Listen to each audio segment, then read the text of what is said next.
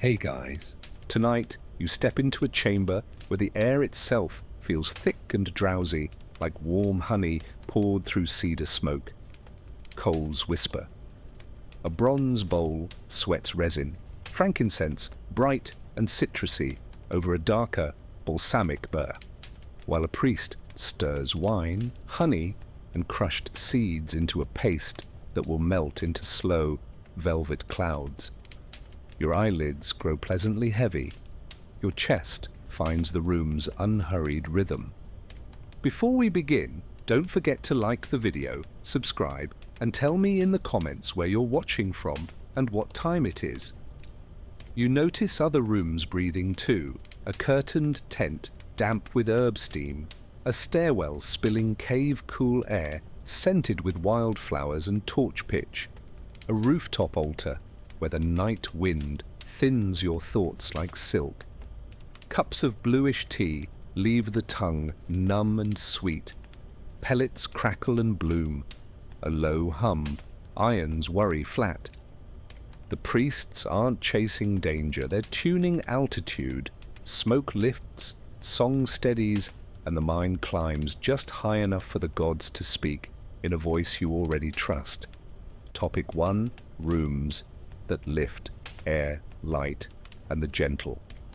Climb, lamplight wobbles softly, and the air feels warm on your cheeks, cool on your scalp, like standing near a calm fire while night brushes your hair. Builders placed vents high and coals low, so smoke rose like a rope you could climb with your breath. You follow the column without moving a step. It's the world's quietest staircase. The higher it drifts, the quieter you feel. And a small voice inside you whispers, if smoke can rise, maybe thoughts can too. Your palm meets lime-smooth plaster where corners are rounded, as if the room had its edges tucked in for bed. Soft corners eat echoes. Nothing startles, nothing snaps. Temples were shaped to keep your nervous system from tripping over noise. It's like a library that understands incense. With no sharp bounce, your mind lengthens, not unlike a cat finding a sunnier patch. You notice a new urge to look up, not out, and you wonder what waits above your usual height. Sandals slide over woven mats that hush the floor the way snow hushes a street. Mats also catch ash, keep coals in their lane, and let feet move like clouds. When the world under you is quiet, the world inside you copies it. Think of how a bus ride feels when the engine hum is steady. You stop counting stops and start daydreaming. Your steps get small and careful, as if you're walking towards something shy that doesn't like loud greetings. A priest trims a wick with a tiny hook. The flame settles into an oval, the color of tea with milk. Low lamps invite your gaze to float, not squint. Eyes teach bodies what mood to keep. Stadium lights shout. Temple lamps murmur, come closer. You breathe in and feel your eyelids slow, not from boredom, but from trust. The room is dim enough to loosen, bright enough to steer.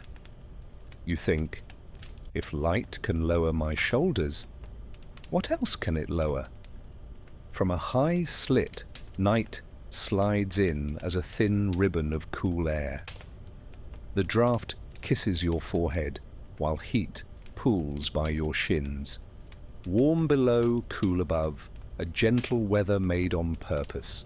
Smoke likes ladders, not tunnels, so it climbs. Your head clears, your chest loosens, and you feel taller without standing on anything. It's like opening a window on a train. The landscape starts moving even when you sit still. You wonder how high a breath can go. Somewhere behind a screen, a single vowel stretches like honey being pulled. Everyone's breathing falls into it without trying. Long notes are simple tools. They tidy thoughts the way a comb tidies hair. You're not told to breathe together, you just do. It's cheap magic, generous and repeatable. Like waves timing a beach conversation, the hum carries you when attention gets heavy. You feel your ribs widen and the next breath seems to find more room than the one before. Wool brushes your wrist plain, slightly oily, almost barn sweet when warm. Robes weren't just pretty, they set a gentle boundary on skin so you didn't float away or brace up. Too soft and you nap, too scratchy and you flinch. This is the middle path in fabric form. Think of a firm pillow that forgives your face but doesn't swallow it. You smile at the idea that even cloth can keep you steady while your head goes exploring higher ground. On a bench, a reed fan, a bronze spoon, a pebble for tamping charcoal. Nothing showy. Tools behave so minds can travel. Rooms like this make a promise, no sudden tricks. When the small things are calm, the big things feel safe to arrive. It's the same comfort you get from a pilot who sounds bored during a storm. You exhale longer. If the spoon can be trusted not to clatter, maybe your own thoughts can be trusted not to crash. A faint taste lands on your tongue. Sweet pine, warm wax, a hint of citrus peel. Smoke doesn't just perfume the air, it seasons the mouth, nudging attention from chatter to noticing. You're not told what to feel. Your palate is persuaded with kindness. It's like the peppermint at a barber that says, "You're looked after." Your next breath seems to carry a small light with it, and you think, if the air can taste like this, maybe the gods like dessert. At the threshold, a door settles with a padded thud, and shadows fold neatly as if the room had practiced. Everything here is rehearsal. The way coals are banked, the way ash is skimmed, the way wicks are pinched wet. Care is the quiet teacher. When care is ordinary, courage gets cheap. Like walking into a kitchen where knives are sharp and counters are clean, you relax on purpose. You find yourself curious, almost nosy, about what the air will do next. You begin to feel time as a soft gear. Breath, flame, and draft turn together like a clock that never scolds. The minutes don't march, they lean. A long inhale makes your neck lighter. A slow exhale makes your jaw stop holding on to yesterday. You imagine the room as a patient hand at your back, not pushing, just there. If a place can raise smoke, it can raise a mind. You look at the brazier and think, teach me the rest. Then you notice the room's secret. Altitude without ladders. No one climbs. Everything else lifts around you, light, sound, air, and scent, until you're higher because the ground politely moved down. It's an elevator built from attention. You feel a smile you didn't order. Somewhere beyond the wall, someone taps a spoon, 2 notes, no rush, and you sense a path opening that doesn't need feet. If rooms can do this much, what happens when the ingredients get bolder?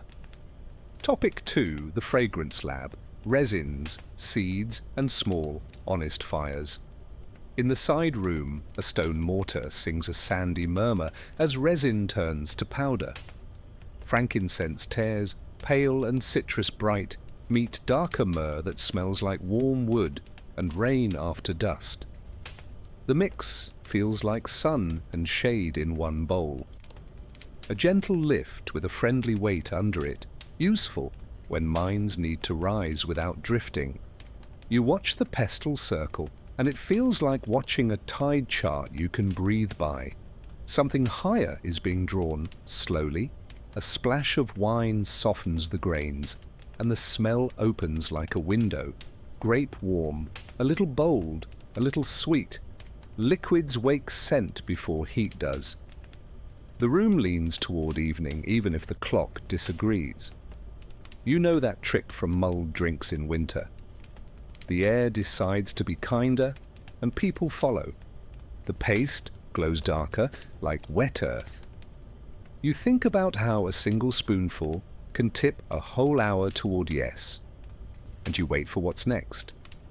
A slim thread of honey catches the lamp, and the pestil's scrape lowers into a purr. Sweetness doesn't shout, it reassures.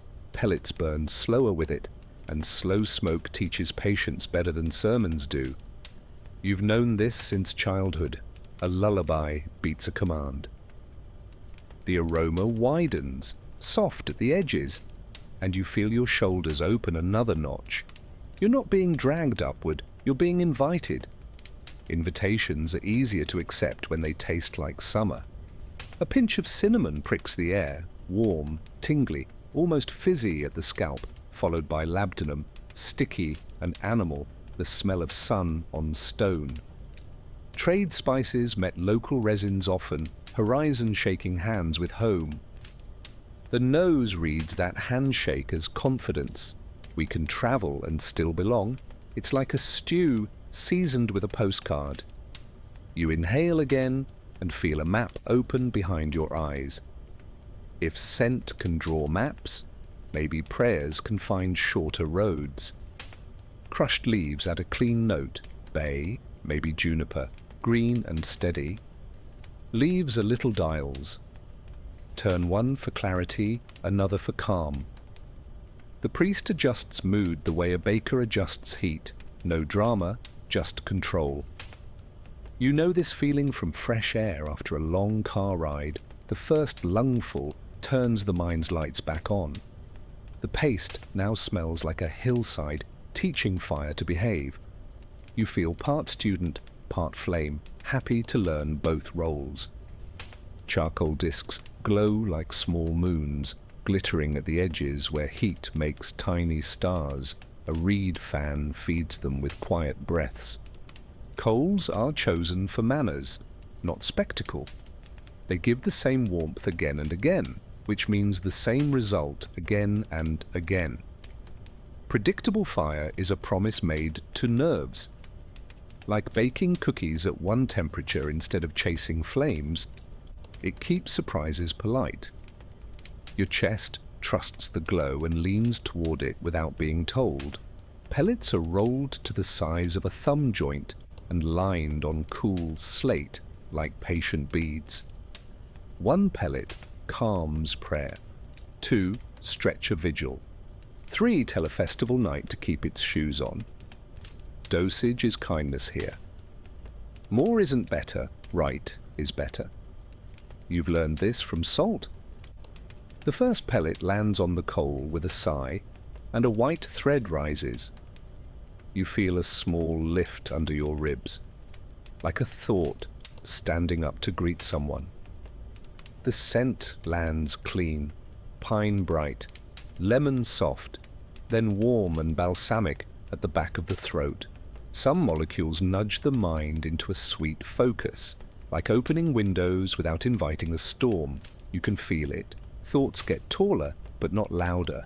This is high without drama, a careful step up, not a jump. Stone still feels like stone. Your name still feels like yours. But the ceiling seems friendlier, and you think, if smoke alone can raise the ceiling, what will the cups do?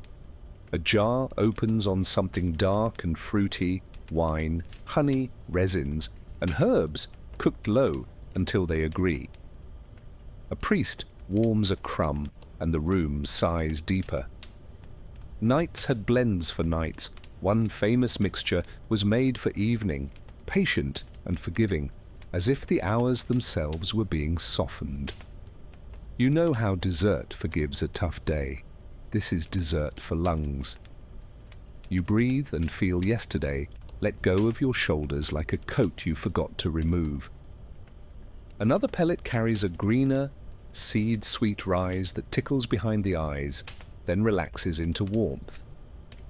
Certain seeds and flowers were chosen because they tilt perception a little, like a camera raised a few inches. Not a rocket, just new angle, new moon. When edges blur kindly, Symbols step forward. It's the same reason sunsets make silhouettes honest. You think of the title again, getting high to talk to the gods, and realize small lifts can carry very far. A cup appears, bluish tea that leaves the tongue slightly numb and sweet, a riverstone coolness sliding down the throat. Some nights the smoke had a partner, infusions that matched the room's climb with a sip-sized step. Tea is a gentle elevator, one floor at a time. Your mouth feels calm, your ears catch more space between sounds, and words in the next room seem to slow down so you can keep them. You wonder what flowers taught this water to be brave. When the pestle is set down, it smells like every night it has ever touched: pine, honey, wine, summer hills, dusk. Tools, remember, residue carries yesterday into today, so the body recognizes the door and opens it faster. This is how habit becomes a friend instead of a cage. You smile at the thought that the quietest priest might be made of stone and callous. Another pellet sighs. The smoke climbs. And you realize altitude here is simply care practiced until it feels like sky. Topic 3, steam, stone, and the breath of the earth. You step into a tent heavy with wet heat. Canvas sweats. Steam beads along your forearms like warm rain that forgot to fall.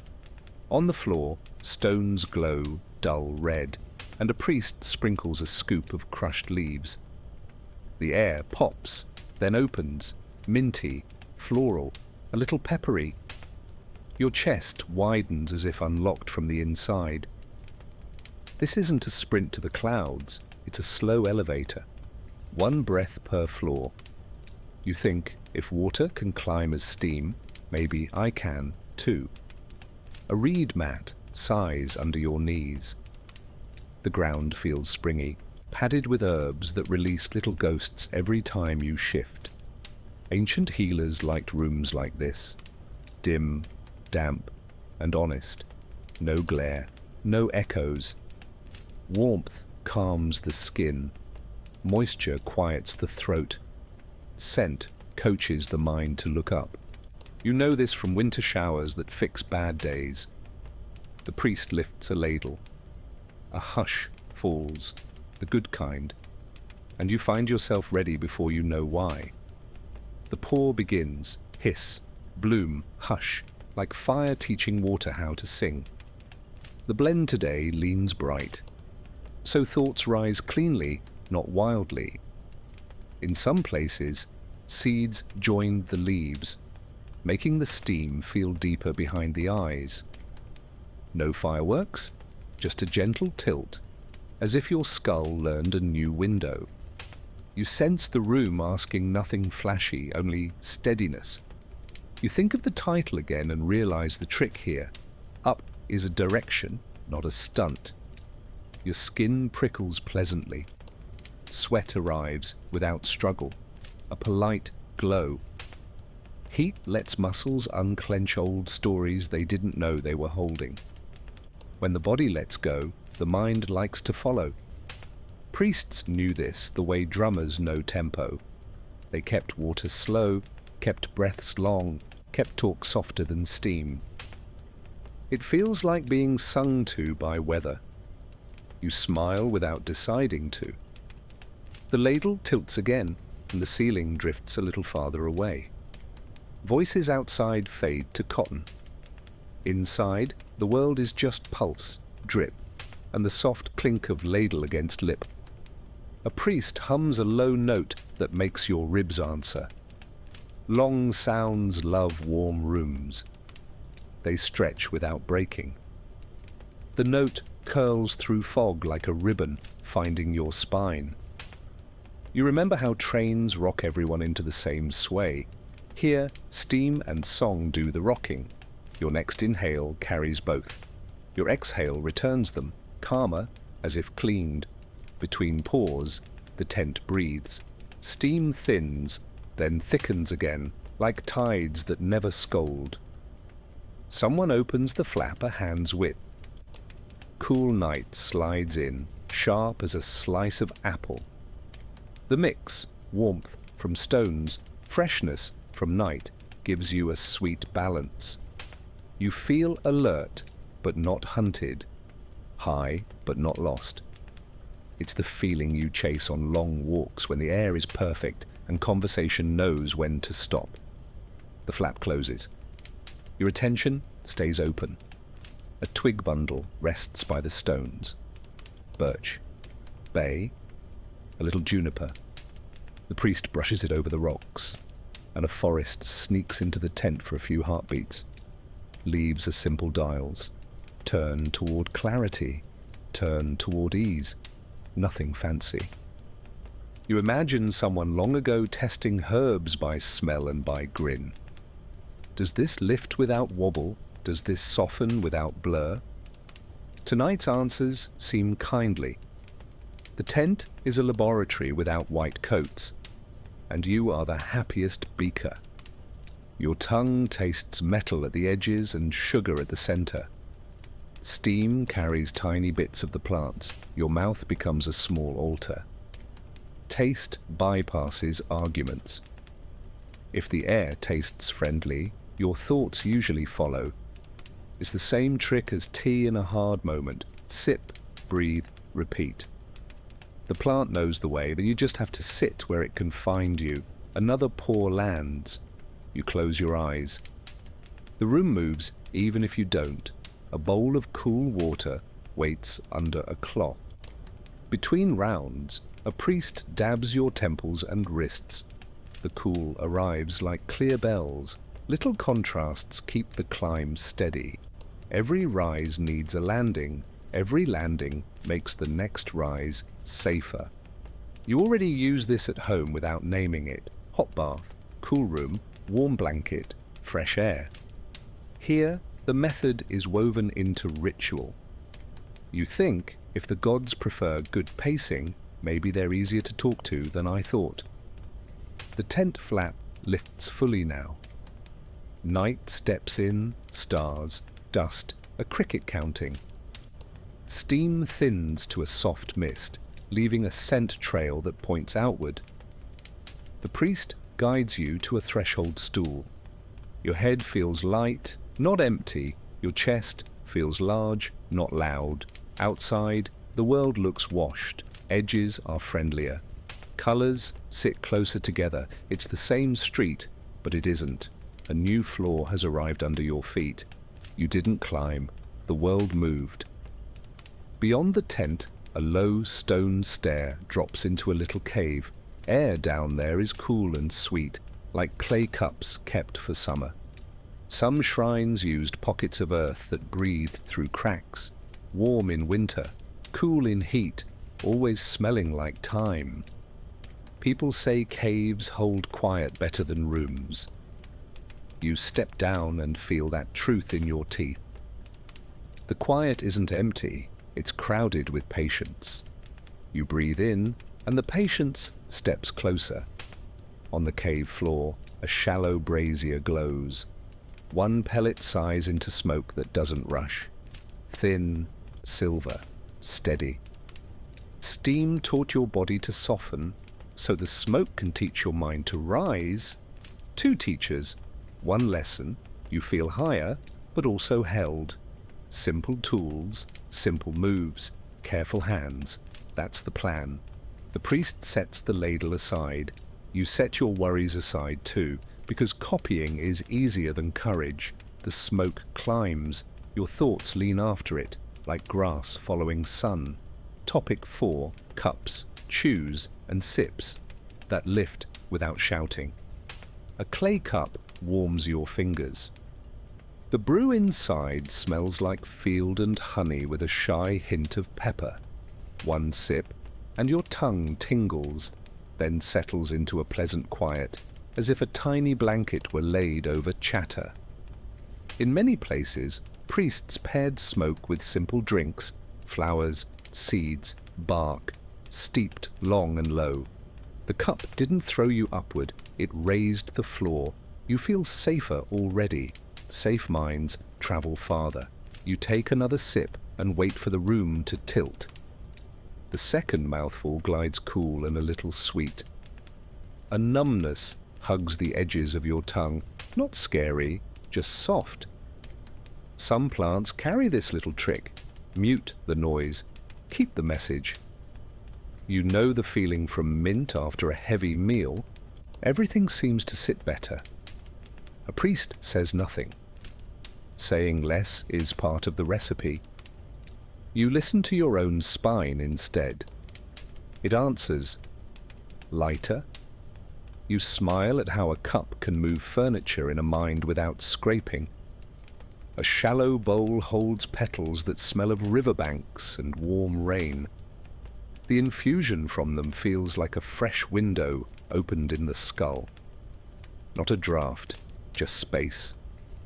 You have met this before while lying in grass with your eyes closed, when sound becomes round and friendly. Tonight, the cup brings the meadow indoors. The aftertaste is a soft yawn that never quite finishes. You think, if flowers can teach breath this trick, maybe heaven prefers gardeners to gatekeepers. Near the brazier, a small jar sits with resin chews, amber bits rolled with spice and a touch of honey. You test one, and the jaw's slow work oils the gears of your attention. Chewing is a metronome the body respects. The resin blooms, pine, lemon, a tiny choir of warm notes, and the room leans upward by a finger's width. This is rise by repetition, not by shock. Like walking, while thinking, progress happens behind the scenes. You find that comforting and honest. Another cup appears, darker and thicker, wine warmed with herbs until it smells like a kind library. One sip brings heat down your throat and gathers your thoughts into a single, soft thread. In festival nights, a sip might be stronger. On quiet ones like this, it's a low tide that still moves boats. You feel your chest say yes before your head has words. The brew doesn't add ideas, it makes room. You realize space is sometimes the loudest teacher. A priest lifts a tiny spoon of seed powder and taps it into a second cup. The scent is nutty, green, a little pepper at the back. The first sip feels like a window, raised another inch, brighter edges, kinder corners. Seeds are gentle engines, they prefer ramps to rockets. You've met this energy on perfect late afternoons when everything seems easier. The title echoes in your ear, and you think getting high might be this simple. Stack small yeses until the ceiling learns to cooperate. On a tray lie thin slices of dried root, amber and caramel at the nose. The tea made from them walks a line. Warmth in the belly, clear light in the head. Roots ground the body so the head can look up without wobbling. Like good shoes on a lookout path, they give courage to heights. You sip and notice your shoulders forget their old job. No guarding, no gripping. The horizon sharpens a little, then relaxes, as if it trusts you back. A bowl of water sits with flat stones at the bottom. The water tastes like nothing and everything, cold, clean, quietly proud. Between cups, priests ask you to drink it. Simple water reminds the body where home is, even while the mind visits upstairs rooms. You know this from long talks where a single glass keeps the whole evening kind. You drink and feel the lifts lock in place, like a ladder snug against a wall. Small safety, big difference. Someone crushes a few leaves between fingers and waves them near your face. The scent arrives like a clear bell, bright, green, awake. Wafting is tiny, dosing. You meet the plant without swallowing it. It's a friendly handshake at the edge of speech. Your eyes feel washed. Your hearing quiets and sharpens at once. It's the same effect as stepping outside a crowded house for one deep breath, then coming back laughing. You chuckle at how old this trick must be. A priest places a bit of resin under your tongue, where it melts slowly into sweet pine, mouths a doors. This door opens to the back of the eyes, where pictures usually live. Tonight, the pictures behave. They line up. They wait their turn. If a shape wants to speak, it does so calmly. You feel taller behind the forehead, but steadier behind the ribs. Up and down, stop arguing. The room feels like it has agreed on the same song. Another clay cup, pale and floral, goes cooler on the second sip, as if it remembered the cave next door. The contrast slides you forward a little more. Warm teaches trust, cool teaches clarity. Together they teach altitude with manners. Your tongue tingles once, then sighs. You hear the lamp's tiny tick again, a sound you somehow missed before. Details bloom when noise takes a nap. You think, if listening is this easy up here, maybe speaking with the sky isn't far. The tray empties. Your hands are light, your steps quiet, your breath tall. No drama, no fireworks, only careful cups, tidy fires, and people who love their tools. You feel a gentle want for whatever comes after this, something like standing on a roof and seeing the city blink differently. High, but home, ready, but not rushed. The priest meets your eyes and nods toward a stare you hadn't noticed. It wasn't hidden. You just weren't high enough to see it. Topic 5, pulse, posture, and the quiet climb of movement. Your feet find a smooth floor worn by generations. The stone is warm where bodies have stood, cool where shadows linger. A drum begins, soft, steady, like a calm heart, practicing kindness. Temples used simple beats not to dazzle, but to settle. When a room shares one pulse, thoughts stop bumping into each other. You've felt this at concerts when clapping turns the crowd gentle. Knees loosen, breath deepens, and you sense a staircase made of rhythm, patient as moonlight. A priest taps a frame drum with 2 fingers, then 3, then 2 again. The pattern is small enough for the body to copy without thinking. Many places favored rhythms that match walking speed, about the pace of prayer said while strolling a garden. Walking is honest medicine. It moves worry and keeps dignity. You sway a little, almost shy to admit it. The room seems to nod back. You realize moving just enough can feel like being carried. You shift your weight, and a reed mat answers with a whisper. The priest raises a hand, palms open, shoulders down, chin soft. Posture is a spell anyone can learn. When ribs lift, lungs gain room. When jaw loosens, words become optional. Ancient guides knew whole moods hide in neck angles.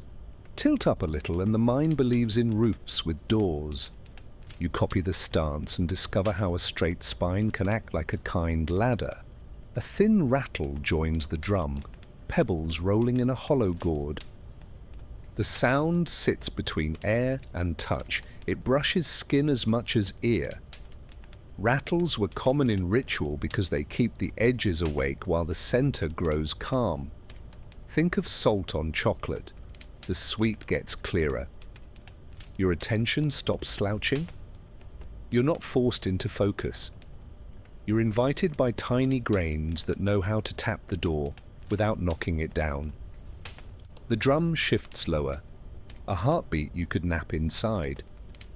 Someone steps a slow triangle around the brazier. 3 sides, 3 breaths. Repeat. Triangles, circles, spirals. Simple paths, trained minds to loop without getting stuck. You trace the triangle in your head and feel the floor grow friendly. It's like pacing a porch during a phone call. The steps hold the thread. The loop carries you forward without asking for effort. you don't have to spare tonight.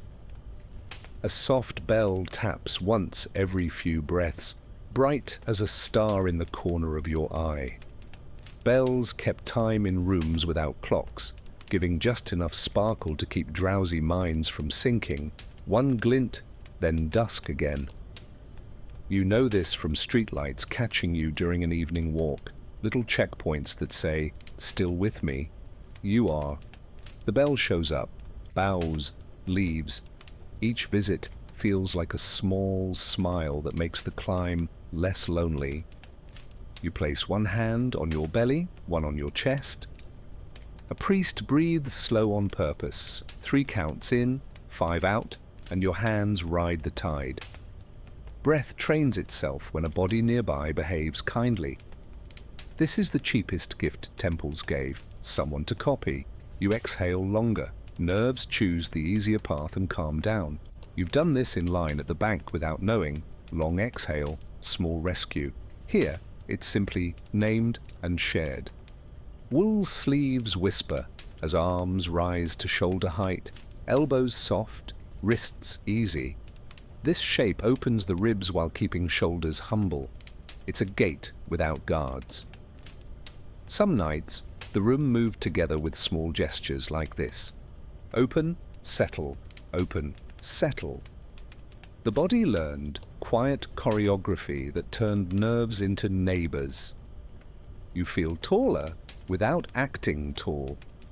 Something like grace sneaks in through posture, and a narrow inner hallway grows wider by a careful inch. The drum hushes, the rattle rests, only the low hum remains, a thread you could wrap around a finger. The priest points, not up, but inward, and steps backward, so the brazier takes center stage. You are the one standing now, not the sound. Rooms like this were built to make humans the gentlest instrument. Rhythm and posture just tuned the strings.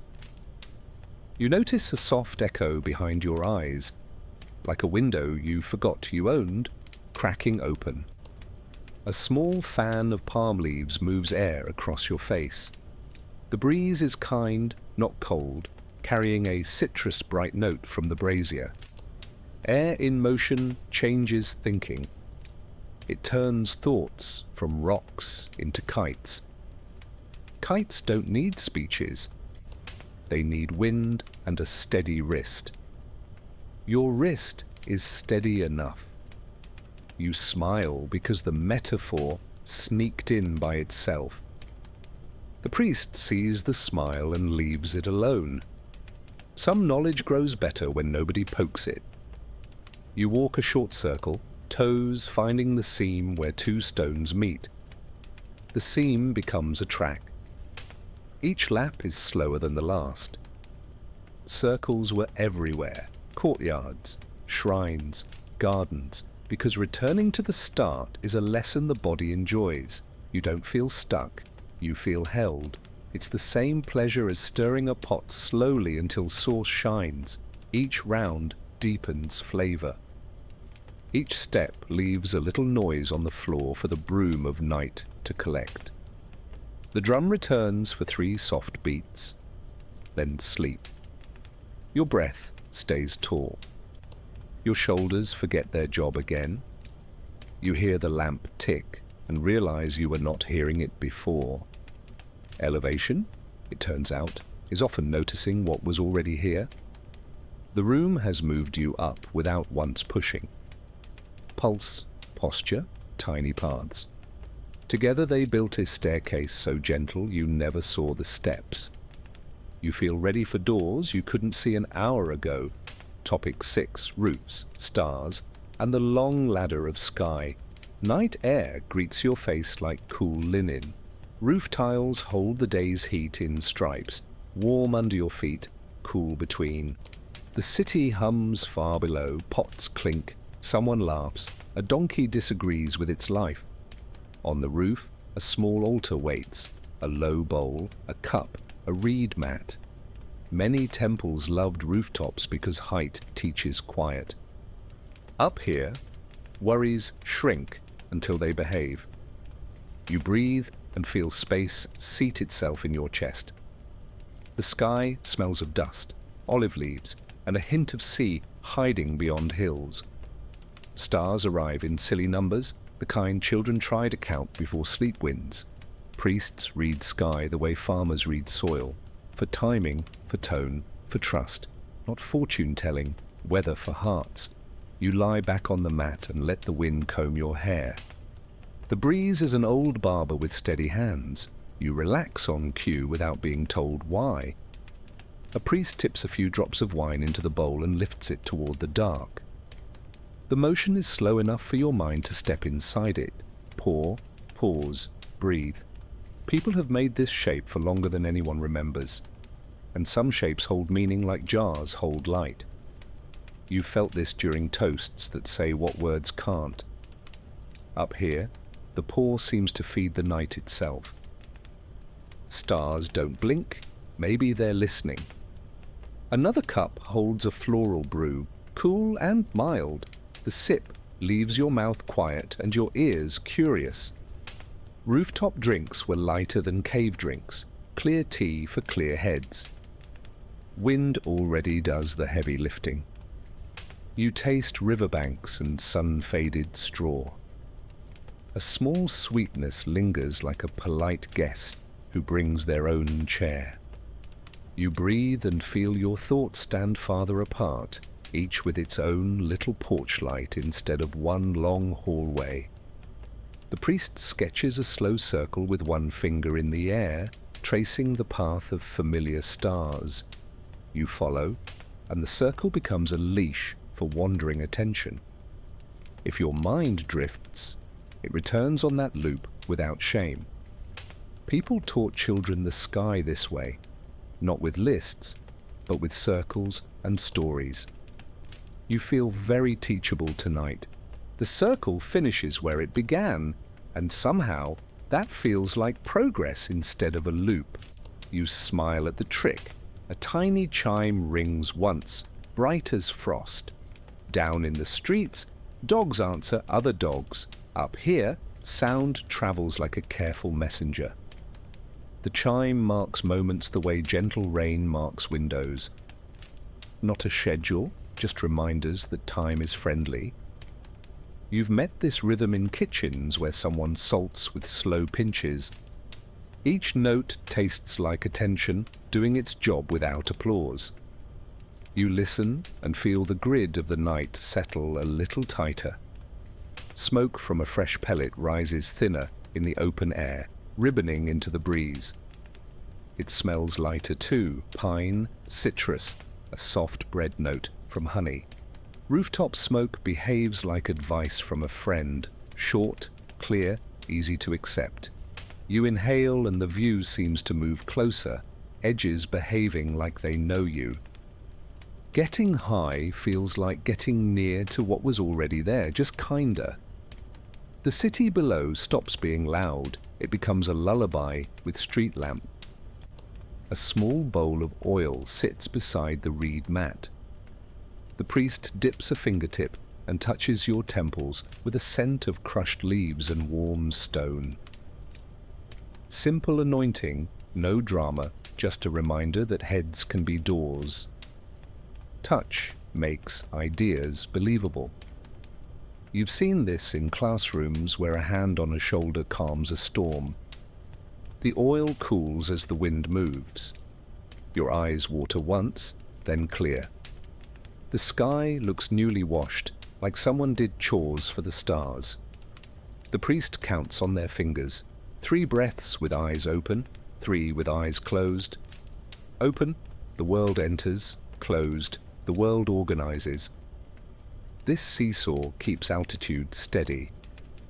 Some nights, they would add a whisper of chant under the breath, barely sound at all.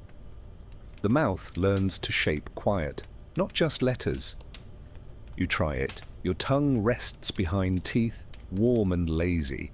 A small smile decides to exist. Above you, a slow star slides where it always slides. You roll to one side and look across to other rooftops, little islands with their own lamps and cups, families and prayers. Height makes neighbors into a map.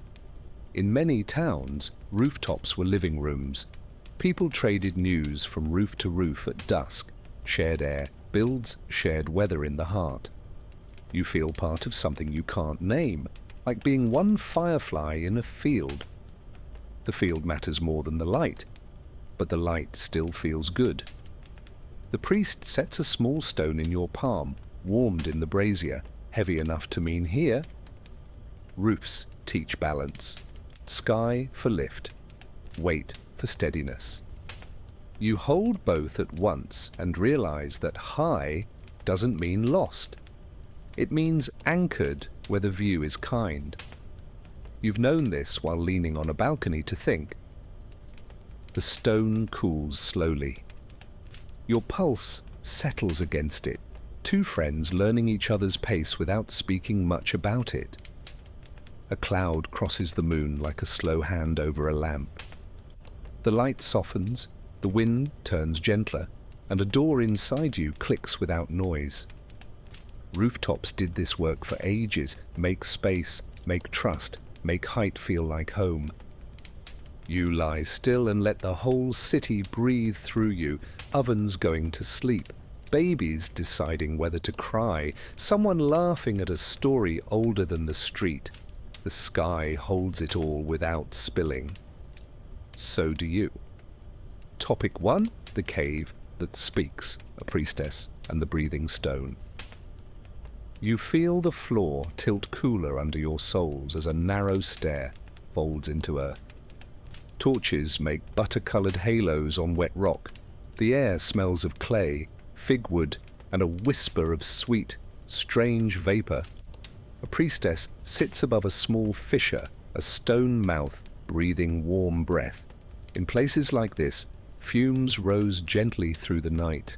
Soft lift, soft focus. It's the world's oldest humidifier with opinions. You sit nearby, and the rock's calm pulse teaches your ribs a slower plan. A bronze tripod stands steady, legs splayed like a friendly animal guarding the heat. The bowl on top carries a mix of wine, honey, and crushed leaves, warming but never boiling. Sweetness leans mood toward yes. Warmth folds thoughts into one stack. In many caves, heat and vapor yoked together like mild oxen, pulling minds uphill without jolts. You think of winter kitchens where stew and steam make stubborn hearts easier. The bowl sighs, the cave answers, and you feel your spine answer too. Her hair smells of smoke and rosemary oil. She breathes 4 slow counts in, 4 out, like she's towing a small boat through fog. Breath loves caves. Stone turns each exhale into a low, friendly note. People used this echo on purpose. It made little voices feel big enough to trust. You've felt this in a tiled shower when your humming suddenly sounds brave. She closes her eyes. The room doesn't hurry her. You learn patience by copying the rock. The first words are not words, more like shapes your ears can't quite catch. Vapors make edges soft. When edges soften, symbols volunteer to help. The priestess rocks slightly, not trance-drunk, just seashore. If earth can breathe, then speech can be half air, half idea. It's the same trick poetry uses when a line lands like a feather but leaves a dent. You don't need proof right now. You need pace.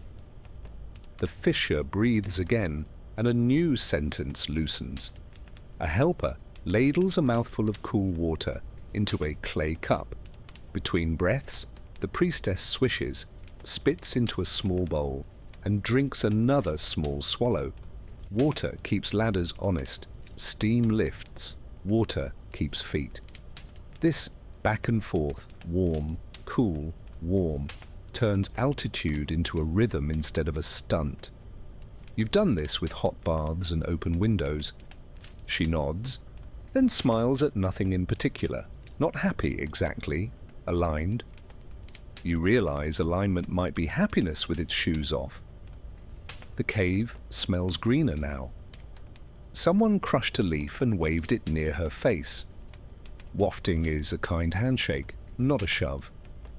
Strong plants meet you at the edge before they enter the room. It keeps the climb friendly. You know this from kitchens where you sniff herbs before deciding the soup's future. She breathes, lifts a hand, and the helper lowers the leaf. No drama. Just small dials, turned by someone who cares about night, the way gardeners care about spring. A tablet waits beside the tripod, wax soft from earlier heat. A scribe smooths it with a thumb until the surface shines like calm water. When the priestess speaks, the words come simple, not fancy. Cave rooms love plain speech. Echoes punish flourishes.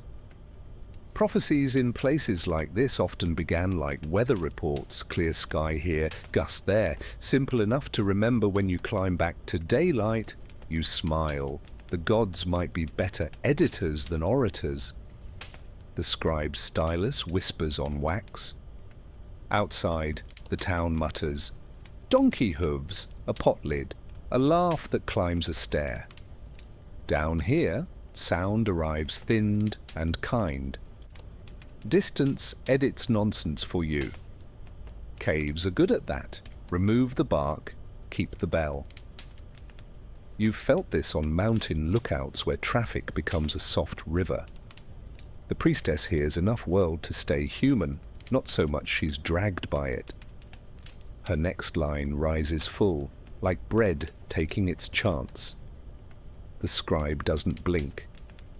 She chews a resin bead, pine bright, lemon soft, and holds it in her cheek. Chewing keeps tempo, resin keeps tone. The bead slows breath without turning it into sleep. This is high with manners. Your head lifts, your feet remember ground.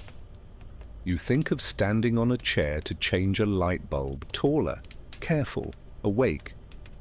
The resin sweetens her next sentence, and the cave swallows the leftover consonants like a polite host, clearing plates with one hand. The fisher's breath warms again, sweet and faintly fruity, like grapes baked under stones. Some places with breathing earth gave visitors a mild float, especially when paired with warmth and song. Not a storm, more like a lifted horizon. The priestess smiles at something you can't see, then nods a yes that feels like a door clicking. You learn that answers often arrive as posture before they arrive as words. The helper tops the brazier. The smoke strand rises steady as a taut wire. A pause stretches like a clean sheet. No one fills it. The scribe watches the priestess's jaw relax. The helper holds still. You remember how to be quiet without effort. In caves, a silent minute is not an empty minute. It ripens. You think of fruit on windowsills, how stillness makes sugar brave. The priestess breathes, then speaks in a voice that feels borrowed from the stone itself. 1 part heat, 1 part cool, 1 part leaf, 1 part patience. You feel taller by listening. When she finishes, she drinks water again, blinks like someone coming back from a gentle swim, and laughs softly, the laugh of a person who knows where the stairs are. The trip down is part of the work. Rooms that raise you should also set you down kindly. She touches the tripod, thank you, old friend, and stands. The fisher keeps breathing. The town keeps clattering. Your body keeps its new height without making a scene. You follow the torchlight up, carrying a cave's slow yes in your chest. Topic 2, the flower that opens night, a river temple, and blue petals. Night breeze from the river tastes like clay and cool reeds. Lamps float on the water in little leaf boats, and their flames blink like tame fireflies. On the steps, a priest crushes blue petals between fingers until the scent leaks. Wet meadow, faint fruit, a clean sweetness that reminds your mouth of rain on warm stone. Some nights, flowers like these join smoke and song.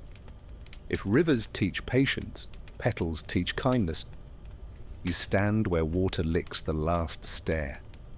A cup waits, pale and shallow, the brew inside a river color. Not quite blue, not quite grey, something soft like dusk. You sip and feel your tongue brighten, then settle into a slow smile that barely reaches your lips. The flower doesn't shove, it invites. Your hearing widens. Drips from oars sound like small bells. A heron lifts one leg, then the other, as if the bird has learned yoga. You laugh inside your throat where nobody can hear. Priests lay garlands on a low altar, petals damp, stems cold, the smell fresh as a cut cucumber in summer. They add a pellet to a shallow brazier. The smoke meets the petal scent halfway, and together they write a new sentence in the air. Flowers and resin make a team, lift and smooth, sparkle and cradle. You've done this with tea and honey. Each does a job. Together they do a mood. Your shoulders recognize the mood before your brain names it. A reed flute runs a narrow melody across the river's skin. Notes thin and bright ride the water farther than drums can.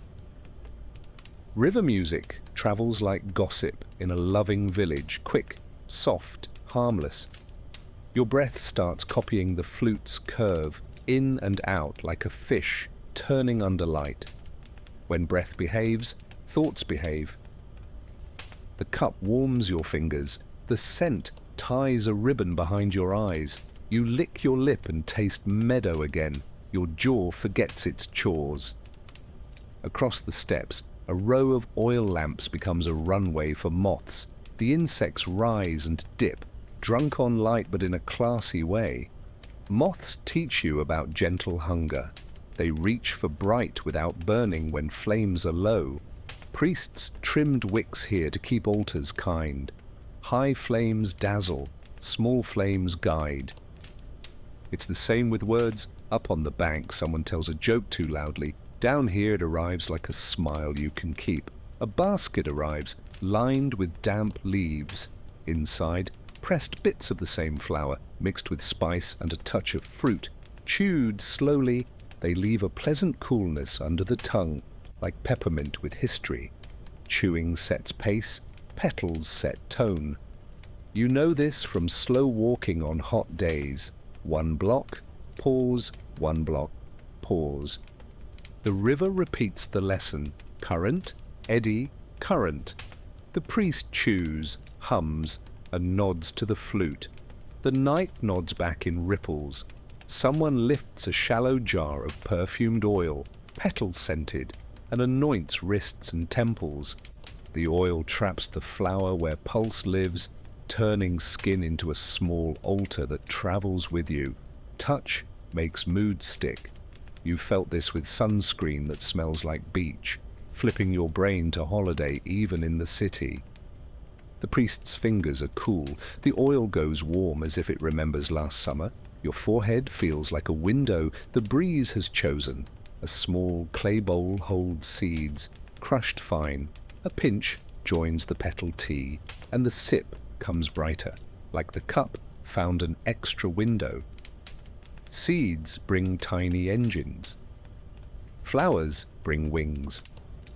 Engines and wings get along well when the pilot is kind. Nobody rushes you here. The lift is patient, the ground is nearby, and the river keeps the secrets of every face it reflects. You swallow and feel your chest lift like a lantern set loose. The priest draws a circle on wet stone with a petal, blue streak turning dark as water kisses it. Circles teach returning without scolding. You trace the same circle with your toe and find your mind happy to follow. Rivers love circles disguised as bends. Every bend is a comeback, pretending to be a trip. You smile at the thought that wisdom might be geography in polite shoes. The petal circle fades. Your memory keeps it and doesn't brag. A boat slips by, its prow cutting a soft V that runs to the bank and shushes your ankles. Water writes gently on skin, a letter that says, "We're moving, but you can be still." The flower in your blood answers like ink. The world sharpens a notch, then relaxes another notch, like a lens, focusing then backing off to be generous. You call this feeling roomy. The priest calls it ready. Both are true. A moth lands on your wrist and approves. A second flute begins lower, like a reed talking to its taller cousin. Two melodies lean on each other, simple as friends carrying a pot between them. You breathe with the lower line and let the higher line sprinkle you with light. Petal, seed, smoke, oil, song. 5 calm steps in one stare. This is a ladder you can climb with your eyes closed. You almost do. The river laughs in little silver teeth along the rocks. And your heartbeat learns the joke. On the last stair, the priest places a small clay cup of plain water. You drink, and the flower's aftertaste blooms again, only gentler. Water is the sentence that makes all the other sentences behave. It stamps the passport of every sip and tells your nerves, home is still here. The lamps on the river blink in a line that leads away and back in the same breath. You look at the path the lights make and think, I know how to follow that. Topic 3, desert tent of seed smoke, warm sand, quick stars, laughter in the dark. Sand holds heat like bread holds steam. So night in the dunes comes warm from below and cool from above. The tent smells of goat hair, sun, and something green drying in baskets. A brazier sits in a shallow pit, ringed with stones. Seeds and tops crumble under a wooden roller until they look like tea for giants. The priest tests the grind between finger and thumb, gritty, then silk. You kneel, and the ground hums softly through your shins, steady as a camel's breath. A leather scoop pours seeds onto glowing coals. Smoke jumps up quick, bright and herbal, with a sweet edge that clings to your tongue. The tent flaps are pulled almost shut, keeping wind polite and curiosity indoors. Someone fans the coals with a palm mat. The smoke thickens, then smooths, like milk finding coffee. Your head feels taller by a careful inch, as if the ceiling agreed to rise. No rush, no alarm, only a step you did not notice taking. The priest throws a woven cloak over the brazier for a heartbeat, trapping the smoke, then lifts it. A wave greets your face, warm and green. Your chest loosens, and the world's edges pick up a soft light, the way dunes shine under a late moon. Laughter outside sounds nearer and kinder. In places like this, seed smoke was a door best opened slowly. Push, and you stumble, nudge, and you wander higher without losing your sandals. You prefer nudges tonight. A drum the size of a cooking pot starts a small, bossy rhythm. 2, 2, 1, repeat. The beat is a rope you can hold when the floor feels like a boat. A rattle of date pits joins in, whispering rain into the dry night. The priest hums above it, voice low enough to massage the inside of your ribs. Your thoughts line up without complaint. You decide not to decide anything. The tent approves, folding its shadowed corners closer, like a hug with good boundaries. The seeds crackle again, brighter, and you feel a slow smile arrive on its own schedule. It's not giddy, it's relieved. Patterns on the rug begin to float a little, not leaving the ground, just enjoying the idea. A helper wafts the air with a palm leaf. The wave moves across your face like a warm hand. Your jaw lets go of an old knot you had forgotten about. You think, if the mind climbs this gently, the gods won't need to shout. Someone passes a clay bowl of cool water. You drink and the smoke's green taste steps to the side, letting clean river in. Water is the tent's brake pedal. One sip sets your tires back on the road. Another sip invites you to press the gas again. Back and forth, you rise without wobble. A woman near the door giggles, then settles into a calm grin that looks like she found an answer under her tongue. You check under yours. Something nods. The priest tosses a pinch of resin pellet into the seed bed. Pine bright joins green sweet, and the mix learns manners. Your ears begin to hear shape inside the drum.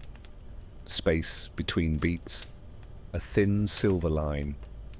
Someone taps two sticks together near your shoulder. The click sounds like a small star being born, then relaxing. Details bloom at the edges of things, thread fuzz on a sleeve, candle sweat on a brass cup, the lazy sway of a fly that forgot bedtime. The world feels interested in being seen. Outside, jackals yip far away, and the sound arrives as if it had brushed its hair. Fear decides to lower its voice. You still know it's night. You still know the desert can be unkind. But inside this tent, risk feels like a story someone told last year. The priest adjusts the coals with a spoon and nods at you to breathe slower. You obey because obedience feels like relief. The drum shrinks to a heartbeat you can carry in your pocket. A bundle of herbs, sagey, peppery, briefly kisses the coals. The smoke wakes up, then sighs, putting a light crown behind your eyes. Shapes in the fabric shift like dunes in wind.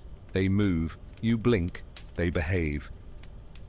This is the sweet spot ancient hands guarded, the height where symbols volunteer. But furniture stays furniture. You might hear a sentence that means more than grammar allows. You might see a memory remember you back. Either way, you're safely upstairs with the door propped open. The priest sets a shallow bowl of milk beside the brazier. Milk is for landing later. You find its cool skin with a fingertip. The touch is tiny and real, a pebble in the shoe of a dream that keeps you walking straight. A child enters, sits by the door, and watches the smoke with the seriousness only children own. The tent loves the child, the way dunes love shadows. You breathe in and offer your best breath to the smoke as thanks. Someone traces a slow circle on the rug with a stick. Everyone's eyes follow the loop around a painted sun at the center. Circles are easy medicine when walls feel like waves. You feel yourself drift into the round and back out again, still seated, still you, only taller and simpler. The drum pauses, the seedbed rests. The tent holds its breath with you for one long, good moment. When air returns, it carries the smell of dates and warm dust. The flap lifts. Night walks in with a hint of chill. Stars over the dunes look too many and exactly right. The priest hands you the milk. The first mouthful is cool and a little sweet. The floor settles, like a camel kneeling to be kind. Seed smoke, resin, rhythm, water, milk. The ladder has 5 steps, and you climbed all of them without leaving the ground. You step outside, and the sand looks pleased. You noticed it has always been an ocean. Topic 4, the palace night and the alley, shrine, 2 high roads, 1 moon, polished stone cools your feet like winter fruit. The palace court smells of rosewater, citrus peel, beeswax, and silk, luxury's quiet alphabet. A bronze fountain whispers in the center, pouring thin threads that catch lamplight like necklaces. Priests in linen move without hurry. A tray of tiny cups arrives, each with a different mood: petal, seed, resin, spice, stacked like gentle steps. High places wore perfume that didn't brag. It guided. You take a cup that smells like evening rain on warm brick and wait. The sip is bright, then calm. Your tongue glows at the edges, and the crown of your head feels a friendly lift, like a hand you trust. Music comes from somewhere you can't see. Lute, drum, a voice that knows how to smile without teeth. The palace chooses altitude by control, measured doses, steady airs, servants who understand when to appear and when to vanish. You realize control, when kind, is just another word for safety. Safety is cheap altitude. You breathe taller by accident. A priest lights a pellet and sets it on a silver saucer. The smoke rises like a silk ribbon, thin and polite, almost sweet.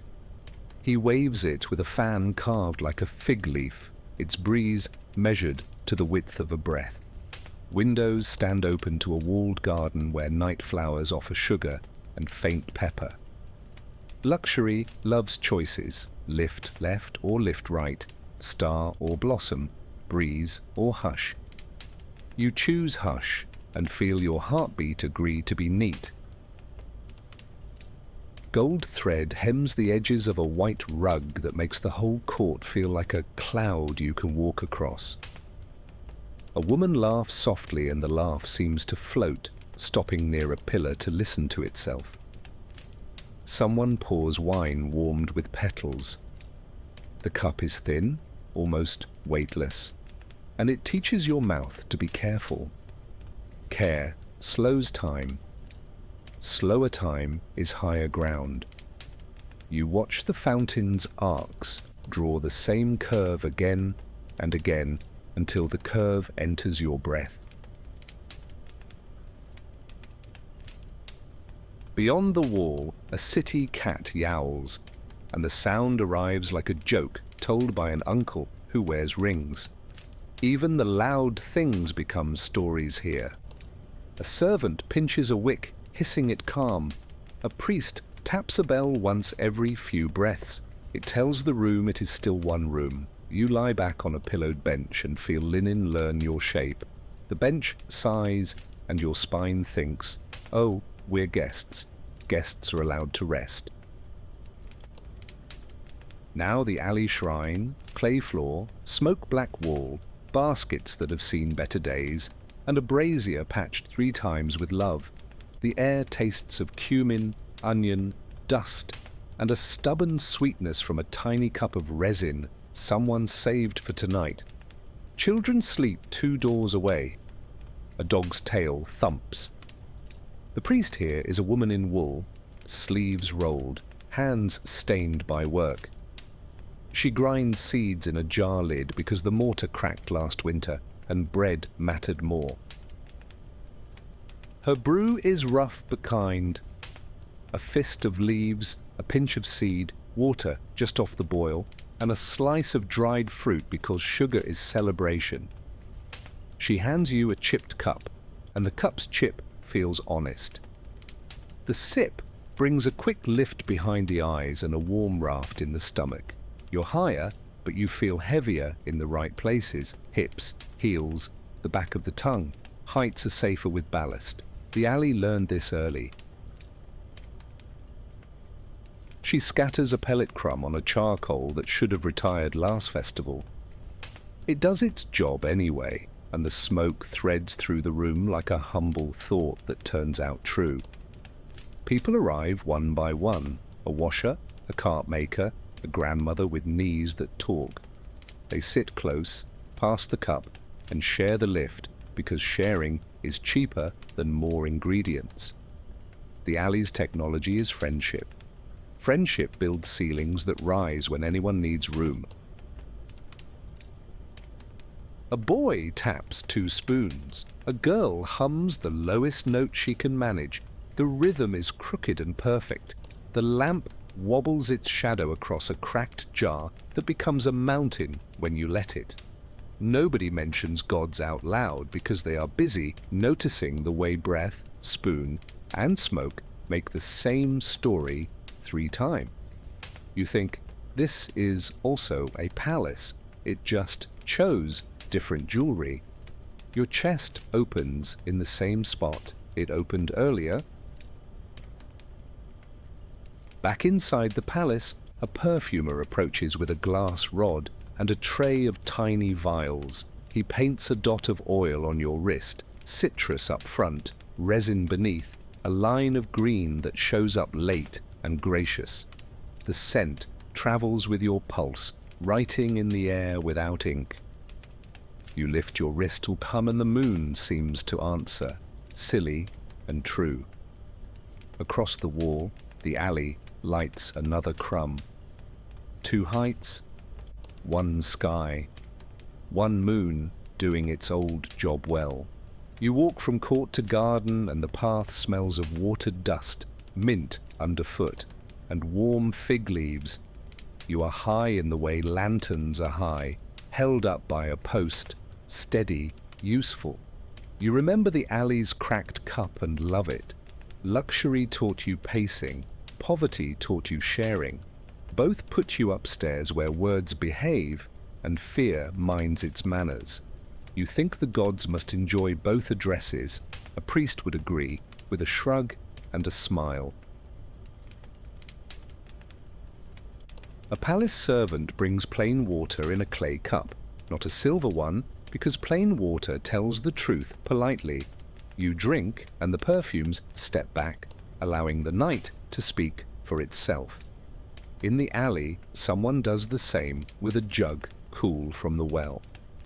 2 sips in 2 worlds make the same landing. Your body keeps the height, while your feet remember the floor. That balance is the secret everyone protects. Climb kindly. Come down kindly. Stay kind in between.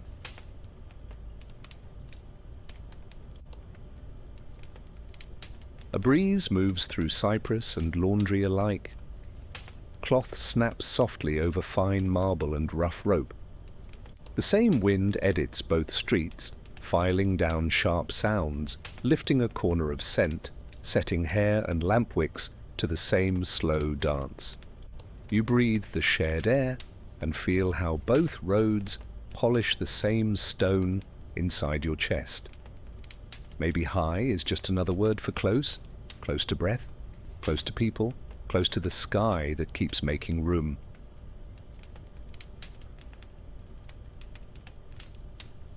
Topic 5, the dream house, night beds, poppy wine, and whispering gods.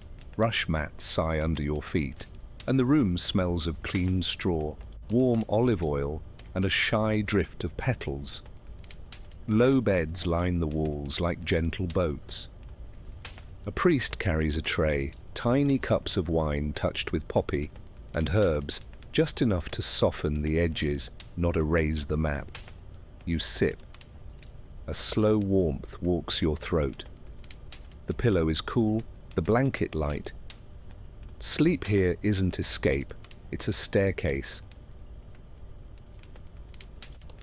You lie back and let the first step find you. Lamps are shaded so their halos sit close, like cats on windowsills. A bowl of water waits by each bed, cool enough to teach the pulse to listen. Somewhere beyond the screen, a reed flute bends a thin line of sound. It doesn't ask you to follow, it just shows where the floor is. You breathe with it. Your jaw remembers how to unclench. You feel your thoughts fold themselves like clothes, neat stacks that can be opened later without a mess. The priest dabs oil on your temples, lavender, a little myrtle, maybe bay. Touch lights up the good pathways, the scent is bedtime that learned manners. You know this feeling from quiet hotels where the sheets smell like fresh wind. A small bell taps once. That's the night's starting pistol, except nobody runs.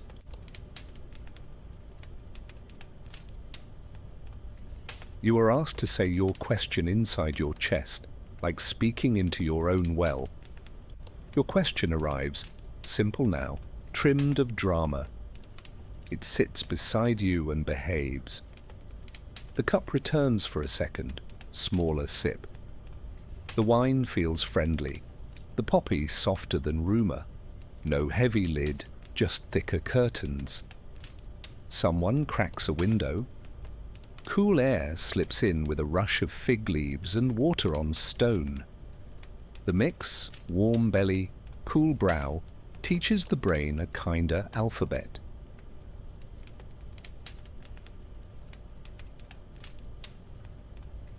You don't get sleepy, you get floaty.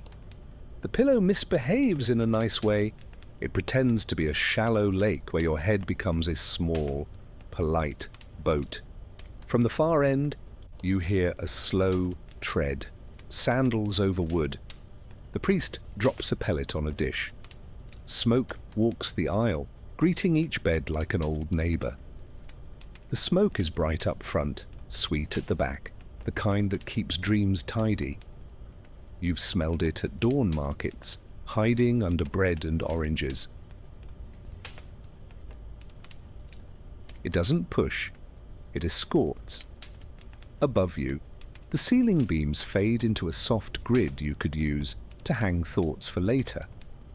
A helper whispers, turn right, breathe 3, look at water, you do. The bowl catches lamplight and throws it back as coins. Coins become stars if you don't try too hard. You blink slower, little constellations form and hold their shape. You aren't told what they mean. The meaning arrives dressed like your own idea.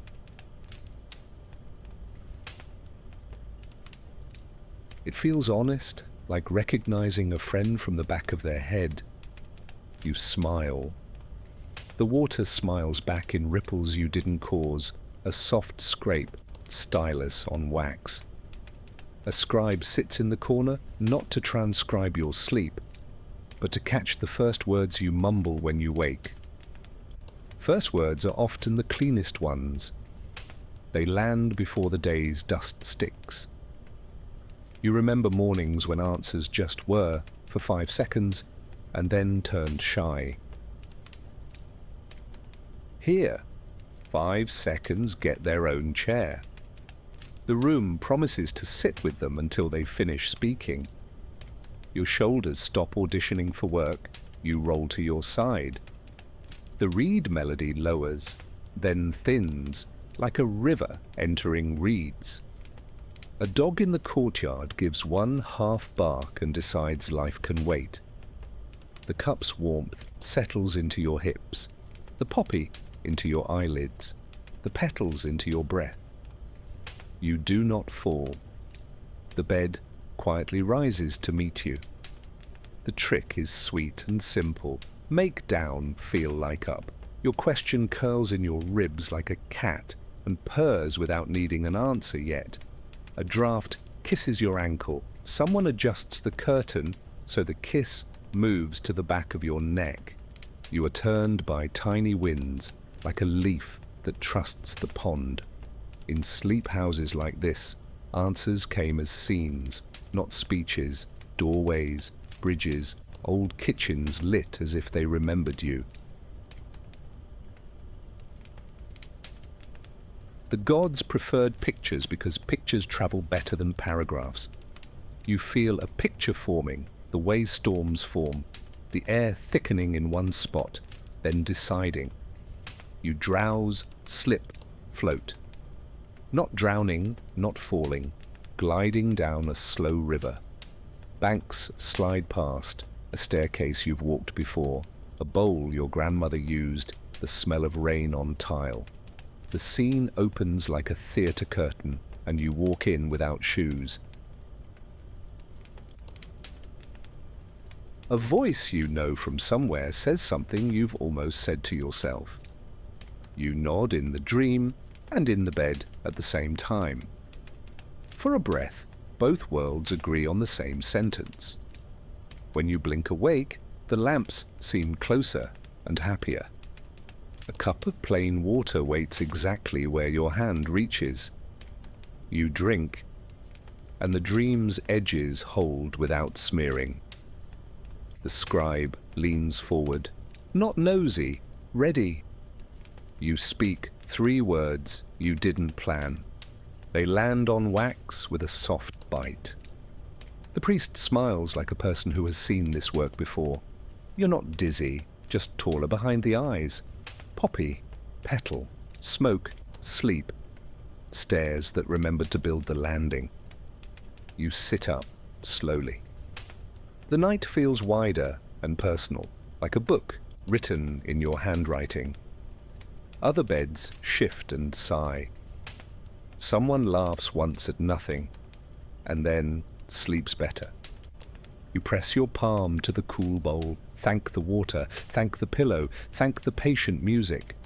The door to the courtyard opens, and early air smells like stone washed clean.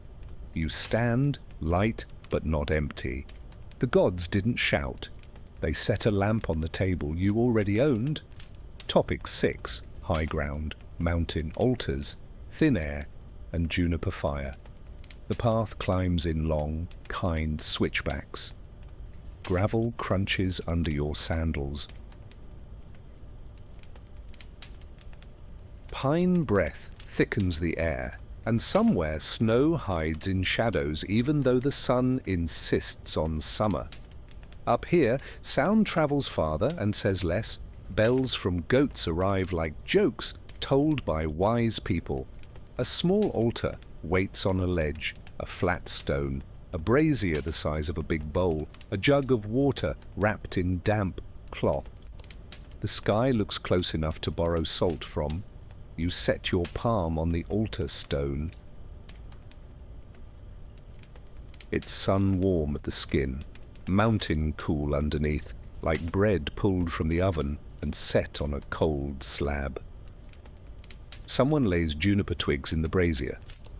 The needles crackle and spit a bright, resin-green scent that clears the head, the way honest jokes clear a room. Thin air already lifts you. The juniper teaches the lift to be tidy.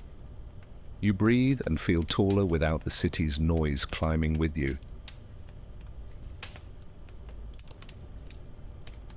A wind thread sneaks around your ears and speaks in a tone only cliffs use, steady, dry, sure. You tuck your chin into your scarf and find a rhythm between steps and breath. In 2, 3, out 2, 3, 4. High places love numbers that don't brag. They keep lungs polite and feet busy. The priest beside you hums under his breath, a note low enough to make the chest remember it's a drum. Your ribs agree. The cliff approves by not arguing with gravity today. The view arrives like a slow trumpet, valleys folding, a ribbon of river, fields combed by wind. Distance edits details into shapes you can understand. Worries shrink until they can be carried in one pocket. At the brazier, a pellet of resin joins the juniper-y, and the scent climbs quick, a green ladder into a blue ceiling. You've felt this in kitchens when steam and sunlight make a window the best place in the house. The mountain made a window out of everything.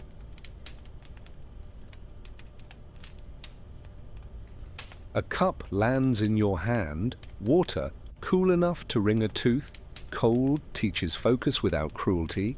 The sip stands you straighter. The second sip tells your knees not to show off. In high air, even water knows how to talk. The priest adds a pinch of crushed leaf to your palm. Chew. Don't swallow right away. It tastes bitter first, then sweet like fresh grass. Your tongue wakes. Your ears notice the tiny click of heat in the brazier's clay. Cloud shadow moves over the ledge like a hand patting a shoulder. Everything shifts one shade darker, then brighter again. Up here, light does the work of bells. It marks time kindly. The priest throws a handful of salt onto the coals. A crisp pop, a little sparkle, a smell like sea pretending to be smoke. Salt carries prayers the way roads carry feet. Direct, honest, simple. You laugh at your own thought and let the laughter blow away like dandelion fluff. A strip of cloth flaps on a pole, faded ribbons clacking softly against wood. People tie wishes to wind up here. The wind reads them like a bored uncle, but it reads them. You touch the knots, coarse, smooth, new, old, and feel a museum of small, bravest moments. The juniper turns sweeter as the fire settles. The resin grows a spine. Together they make a mood you want to copy. Clear, warm, not trying too hard. Copying is allowed and recommended. The priest crushes a cone between his fingers. Little seeds snap. A peppery tickle rides the green. You rub the crumbs into your hands and hold them to your face. The skin smells like a walk you haven't taken yet. High places love, promises that feel like memory. You stand very still, not posing, just aligning. The cliff asks for nothing. The sky offers a quiet yes. You pocket the yes as if it were a flat stone, the shape of your palm. A hawk draws a yellow triangle in the air, then another. You don't know its errands, you don't need to. Watching is the whole job. The mind climbs a few more inches with the bird, then returns with gifts, fewer words, deeper breath, a better opinion of the ground. The priest adds one last pellet. The smoke rises thin and straight, a pencil drawing a line where your attention can rest. You rest it there, and it holds as if hooked. You step to the ledge and let your eyes ride the far ridge, then the farther one. Each ridge is a slower thought. Each slower thought does more work with less sweat. The cup returns, plain water again, because plain is what keeps gifts from turning into theatre. Your legs feel honest about their limits. Your head feels generous about the view. This is high the way clean laundry is rich. Simple, fresh, full of room for better choices. Clouds gather their skirts and move on. The brazier softens to glow. The priest scatters the ash with a twig, so nothing hides heat where it shouldn't. Care is altitude's sister, they always travel together. You help with the water jug, wet the cloth again, and wrap it around the clay to cool for the next visitor. The wind's tone drops half a step, like a conversation turning to whisper. You realize the mountain has lowered your volume without muting your joy. When you walk down, the path feels like a polite slide. Valleys come closer, birds sound larger, and your feet remember their old jokes. You carry the juniper on your skin, the salt in your nose, the water in your mouth, the sky in your ribs. No lightning, no speeches, just height, earned by breath and kept by kindness. If someone asks what the gods said, you might shrug and smile. They said what the mountain always says, stand here and you will hear you. Topic 7 Festival Night. Honey beer, dancing circles, and managed Joy Street dust smells like warm bread and orange peel. Lanterns swing on cords like tame moons. A brewer priest tips a ladle into a clay jar. The beer is gold and a little cloudy, sweet with honey, edged with spice. One sip and your tongue wakes, your chest loosens, and the world tilts friendly. Ferment does what time does, softens corners. The cup returns. You aren't pushed upward, the floor rises to meet you. Drums start far off, promising a road you can dance. Women chalk a wide circle on packed earth, scattering mint along the rim, so feet release a green sigh each step. Circles are safe ladders, no corners, no cliffs, only return. The first drum finds your ribs, the second drum steadies your ankles. Beer warms the belly. Mint keeps the head clear. Priests like this pairing on festival nights, lift and leash. You've known the trick at family weddings, a glass, a laugh, a cousin teaching you steps you didn't know you knew. Clay cups pass with little strings tied to their handles, 1 knot for strong, 2 for light, 3 for plain water. Dosing becomes a necklace you can read by touch. You smile at the kindness of knots, the way they turn choice into something you can feel in the dark. You choose 2 knots and keep your pace.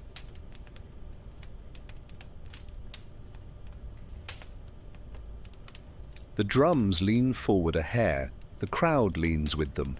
No speeches, only rhythm and cups, which is often what good speeches wanted to be anyway. Skewers hiss over a shallow grill, lamb, onion, figs, fat snapping like polite fireworks, food anchors, joy. Salt keeps feet on the path while laughter climbs the fence. Someone hands you a fig, blistered at the edge. It tastes like late summer, promising a second chance. A priest nods approval from the shadow of a doorway.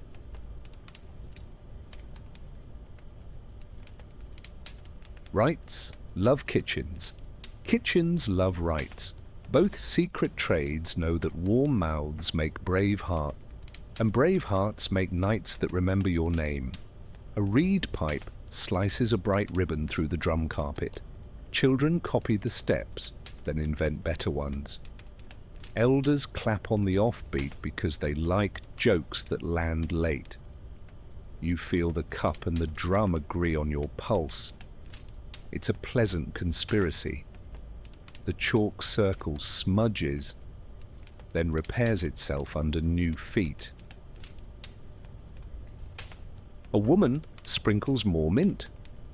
The air tastes green again. You breathe deeper without instruction, exactly the way a festival hopes you will.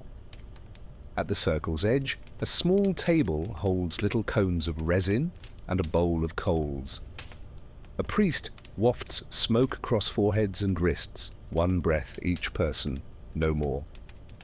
The smoke is bright and tidy, a barber for thoughts that grew shaggy by the 3rd song. This is how you rise without fray, beer for welcome, food for ballast, smoke for polish. You've seen lesser plans, no food, too much cup, a drum that shouts. This plan is a ladder with handrails. A singer begins a call and response, lines no longer than a breath. Are you here? I am here. Is the night kind? The night is kind. Simple words become strong if they fit the lungs of everyone in the room. You answer with strangers and feel less strange. The cup returns, water this time, and the flavor of the last laugh lingers longer than the ale. You realize rising can be measured in how easily the mouth tells the truth. The dancers switch directions. Circles that turn both ways keep knees and tempers safe.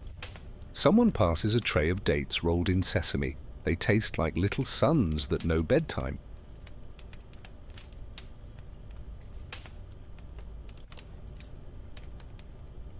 A grandmother leads a step that looks like a wave reversing. The crowd copies, then laughs when it fails together in the same spot. Shared mistakes are glue. You remember that holy nights often survive on silliness better than on fear. Your feet forgive themselves and keep time.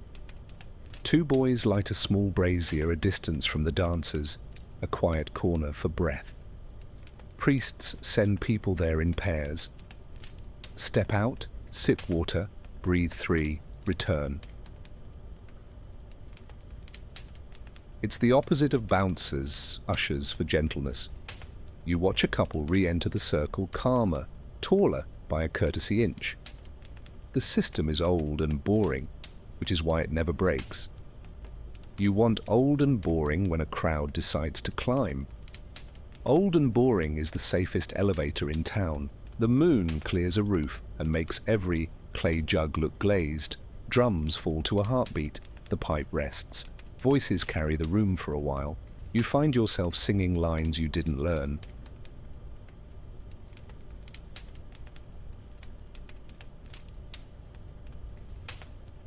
Easy lyrics are a kind technology. They hold you up when your cleverness goes home early.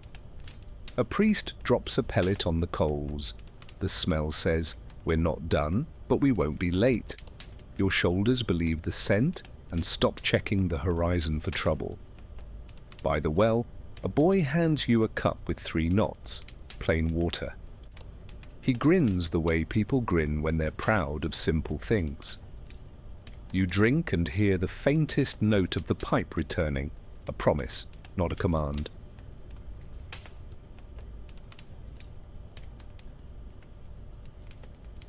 The chalk circle has become a pale moon on the ground. Mint still whispers underfoot. You step back in and feel the floor receive you like a friend. Up doesn't feel far. Up feels near and neighborly. Near midnight, the drums land on one long note that thins into silence. No crash, no slamming doors, just a gentle landing. People bow to the circle, to the mint, to the cups, to the night. You bow too, surprised at how much you love chalk and leaves. The priest gathers the knot strings for washing. The air smells like figs cooling and coals sleeping. You walk home on legs that learned a rhythm, carrying height that fits through your door. Topic 8. The Night Watch. Fasting, stars, and the kind edge of exhaustion. Stone steps climb to the city wall. The night smells of dust, olive trees, an old sun leaving the roof tiles. You haven't eaten since afternoon. The body feels clean and a little hollow, like a clay jar waiting for water. A priest hands you a cloak and a place to sit, where wind can find your face. Vigil is simple medicine. Less on the plate, more in the sky. The first star appears, and your stomach forgets to complain. A shallow brazier glows with a thumb of coal, not enough to talk, just enough to say, "We're not alone." A pellet the size of a nail head sighs into thin smoke, bright, light, gone in a handful of breaths. Night on a wall needs very small ladders. You do not want thunder in your chest up here, you want clarity and long thoughts. The smoke threads your nose like a small idea you already agree with. Your eyelids stop asking for errands. A water jug leans in a bucket to stay cool. You take a mouthful and hold it before swallowing. The jaw relaxes, the tongue goes clean, the mind gets the memo. Slow is legal, fasting pulls noise out, water writes legible lines where noise used to be. You remember long drives with no radio when scenery finally learned how to pronounce itself. Below, a dog edits a bark into a yawn. You smile without telling your face to. The priest points at a familiar star path, tracing with a reed as if writing on the dark. He names nothing, only shows turns and pauses.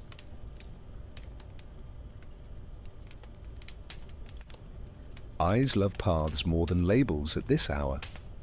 You follow the slow loop and feel breath copy the shape. In for the climb, out for the glide. Your chest turns into a window that opens without squeak. Vigil is geometry made of lungs. The wall agrees by not wobbling under you. A thin drum clicks once every dozen breaths, just enough to keep time from falling asleep. Sleep would be delicious, but delicious is not tonight's work. Tonight's work is alert and soft like a cat that pretends to nap while it counts mice.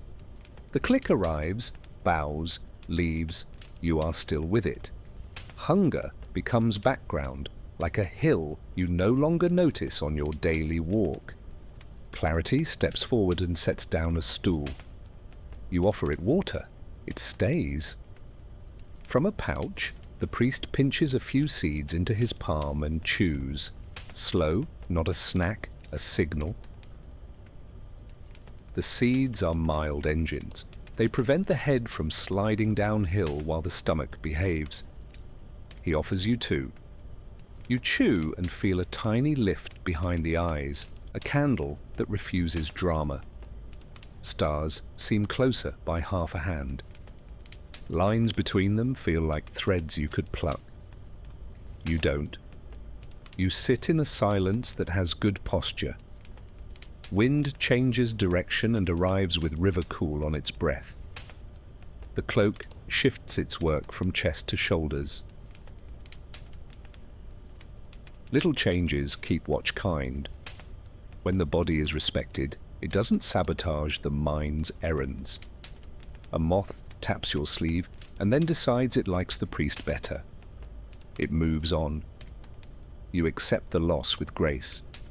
Far below, someone drops a lid.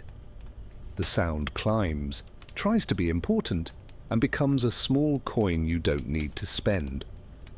The priest opens a tiny vial and touches a dot of oil to each wrist, rosemary and something citrus. A teacher's smile in scent form. Strong odors are for crowds.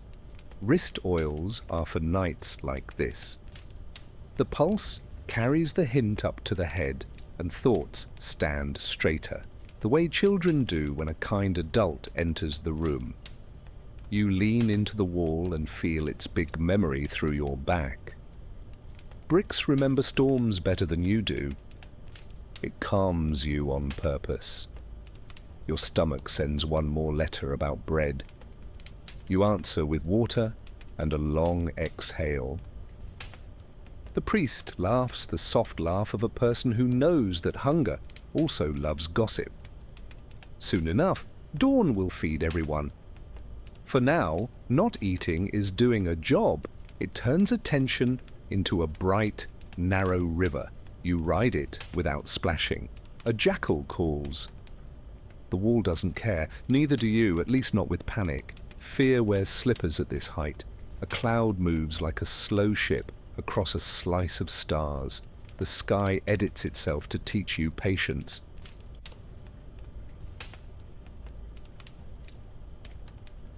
You remember that most messages need waiting rooms. Vigil is a waiting room with a view. The priest taps the drum again, one, after a longer stretch. You realize you were counting without numbers. Breaths, stars, small noises. Counting has made a hammock for the hour. It holds without creak. You let your head rest there for a handful of very awake seconds. Near dawn, the priest gives you a sip of warm, thin wine touched with herbs, just enough to put a soft coat on your empty belly and a button on the end of the night. The sip says, "You did it," and the body believes the compliment. The eastern edge of the world blushes.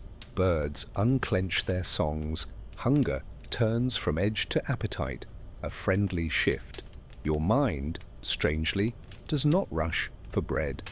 It enjoys the last narrow minutes of clean.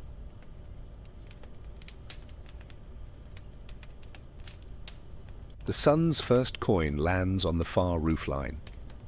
The priest pinches the coal flat and breathes on his fingers, a habit older than his teacher.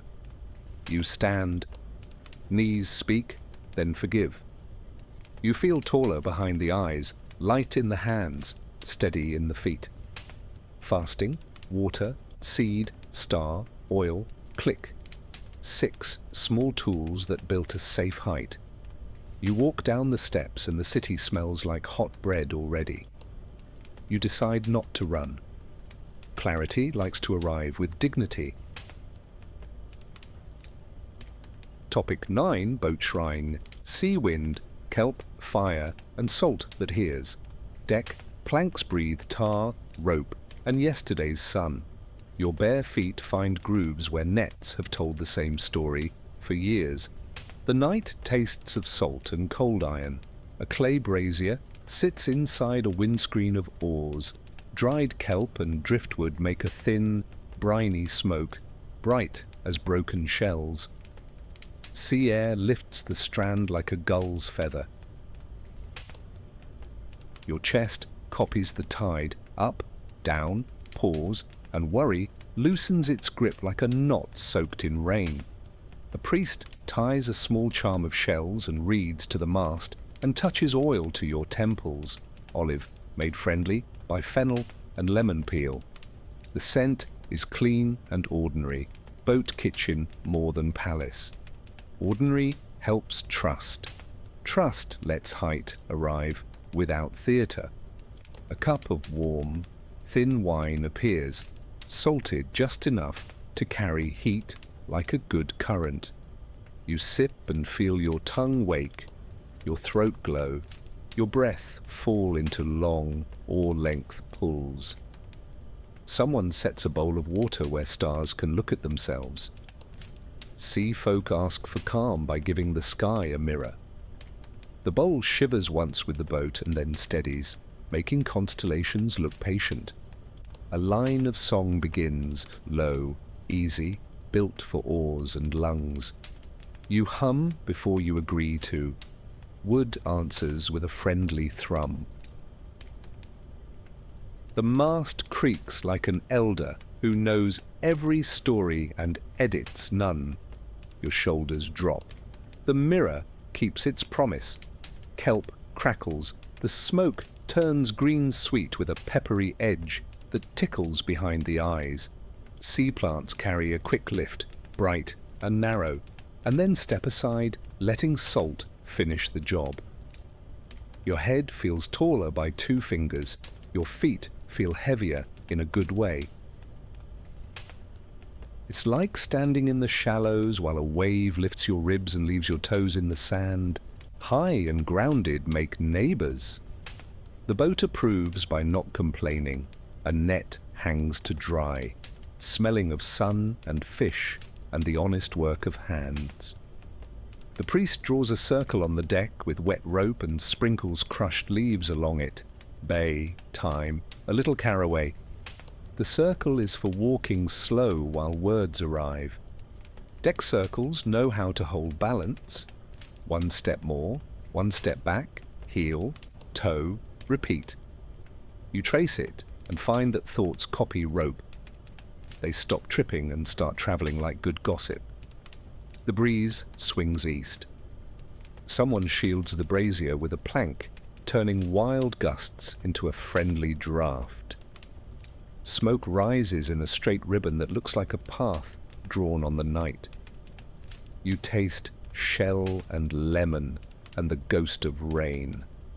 Sea smoke doesn't cuddle. It trims. Edges sharpen without getting mean. Far off, a bell on a buoy counts time kindly. 1 note, then tide, then another. Your breath likes bells. It makes room when they knock. A clay cup of broth comes next. Anchovy, garlic, fennel. A small, honest anchor. Warm salt goes straight to the wrists and knees, telling joints they belong. Altitude, kept, body, invited. You know this trick from long swims, where the first sip after shore turns your head into a porch with chairs. The priest smiles at your cup the way cooks smile at clean plates. You grin back.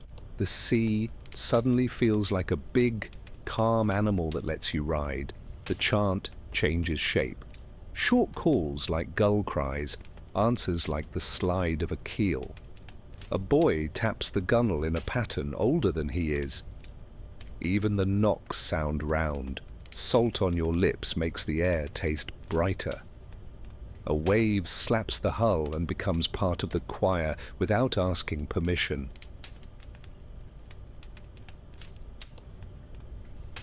When noise agrees to be music, the mind agrees to be high without drama.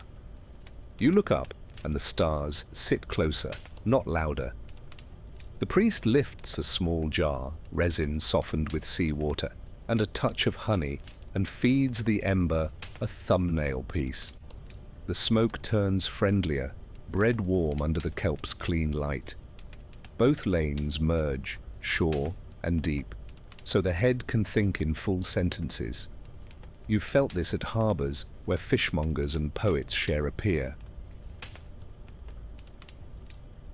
Your chest opens a little more, your eyes water once, the cold leaves your fingers without being told off. The mast stops teasing and listens. A gull drifts through the mast's square of dark, its wings hardly move.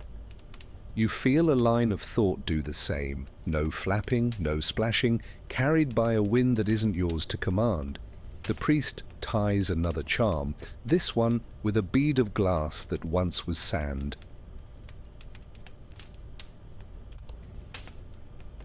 You touch it and think about heat making better shapes of old things. The boat makes a friendly complaint and then forgives itself. You forgive yourself too, out loud in a whisper. Someone lowers a bucket and hauls. Cold water hugs the deck, dark and clean, then finds the scuppers and leaves. The sound writes a letter your skin can read. Rise, rinse, rest. The cup returns with plain water. You drink and the kelp's high stays but loses its edge, like a well-sharpened knife set flat on a board. The priest draws his finger across the mirror bowl. Stars smear into silver and then return. You learn how to smudge without breaking. When the song closes, nobody claps. The boat prefers nods. The brazier is smothered with a wet rag, a polite hush. Nets doze. Ropes decide not to coil themselves for once. Your head keeps its new height with no fuss, like a lantern hung one peg higher where wind can't bully the flame. If someone asked what the sea said, you'd say, it taught me to breathe like a tide and to rise the way salt rises, quiet, necessary, kind. Topic 10, meadow right, pollen light, bee music, and honey that remembers late sun pours out of straw like warm tea. The meadow smells of crushed clover, dry hay, and the velvet dust of pollen that glows in slant light.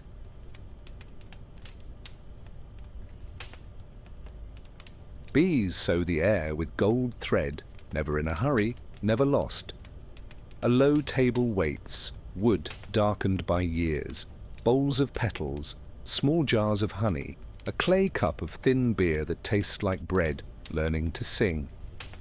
You stand in grass up to your calves, and the ground answers yes. A priest lifts a shallow dish where honey sits with herbs the color of shade. Thyme, rosemary, a shy mint. He warms it over a tiny ember until the scent writes afternoon across your face. Warm honey is a soft ladder. It refuses to wobble. A reed comb drips amber onto a wafer of bread. You taste sunflowers and fences and hands with clean dirt under the nails. The mouth smiles without asking. Your breath decides this hour deserves longer pulls. Pollen dust touches your wrists, sweet as new paper. The priest dabs a dot of wax behind each ear, just enough to remember flowers when wind turns rude. Bees hum like a note you learned as a child, but never named. Hums tidy nerves the way a fine-toothed comb finds order patiently. You hum along, and the meadow hum agrees to be your music without filing for credit. Your bones learn the rhythm and stop counting what they don't need. A kettle of petal tea breathes beside clover crowns, chamomile, violet, a little linden. The sip is meadow rain, the aftertaste is a quiet broom. Tea is the high you can drink with elders and toddlers on the same bench. Your scalp cools as if it opened one window. You listen, and the world splits into friendly layers. Bee, breeze, a far cartwheel, your own heart like a slow drum behind a curtain. Layers that were noise become rooms. The priest crushes a green seed between finger and thumb and drops a pinch into the cup. The taste turns brighter. A clean brushstroke through honey's wide smile. Seeds lift just enough to point, not enough to push. Your eyes focus like a lens that realized it was on the wrong page and corrected with good manners. A grasshopper hooks its machine legs and looks at you as if you were the odd one here. Fair, you think, and laugh under your breath. Honey cakes arrive, small squares baked with poppy and a whisper of anise. The bite is slow thunder, kind and low. Sleepiness waves, then remembers it's not invited yet. Cakes keep the body pleased so the head can climb with a steady rope. No one talks big ideas. People remark on bees as if gossiping about friendly neighbors. They know the best doors, someone says. You look at the hive box. Its door is busy and calm, a good sermon. Smoke from a twig bundle, applewood and lavender stems, walks the meadow in ribbons. It keeps bees polite and minds quiet. Apple smoke smells like clean kitchens. Lavender smells like cool sheets. Together they pronounce the word home in a language your lungs never forgot. You notice each breath leaving as gladly as it came. Exhales that don't cling make better ladders. The priest waves the smoke across your shoulders. You feel dust and yesterday slide off without a fight. A bowl of fresh curds sits in the grass, sprinkled with herbs and a line of honey like a road at noon. You taste milk that kept the meadow's accent, soft and clean. Curds put a cushion under altitude. They lend gravity without grabbing. The mind stays high, the belly feels held, and your fingers decide to be kinder to everything they touch for the next hour. You didn't schedule that decision. Meadow hours dislike calendars. They prefer bees. The priest shows a piece of comb, cells full, capped like a town ready for winter. He breaks one cap and lets sunlight hit the gold. It looks like preserved afternoon.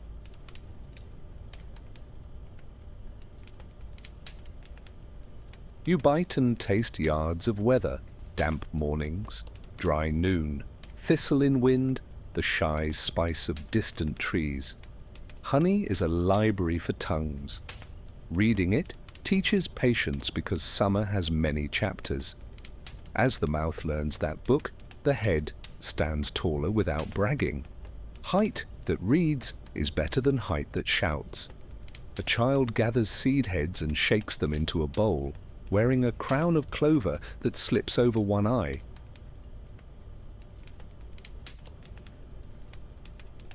Everybody laughs the way meadows prefer, wide, low, zero. Blame. Laughter here isn't a ladder, it's oil for the ladder's hinges. Steps stop squeaking. You remember the festival circle and its mint. This rite is the slower cousin that knows how to nap without sleeping. Bees approve by not minding you, which is bee love at its best. On a flat stone, the priest writes a short line in honey with a twig, then asks the sun to read it.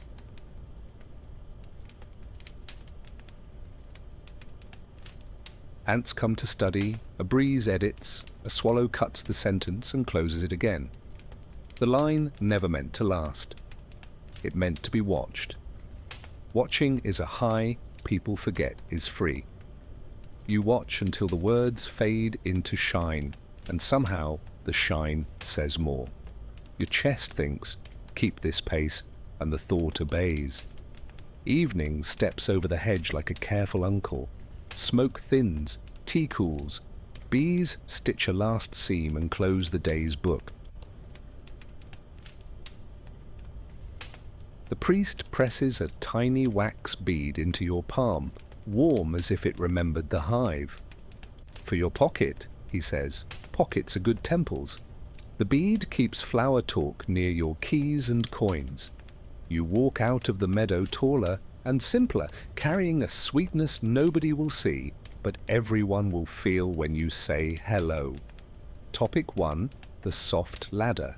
Home, breath, glow, and staying high while you rest. Lamp halos sit closer now, small moons that know your face. You feel warmth gather low at the ribs. Cool air brush the scalp, and a faint thread of resin hang in the throat like a friendly ribbon. Nothing asks you to climb. Everything lifts around you instead. Light, draft, murmur, until the floor seems kinder by one quiet step.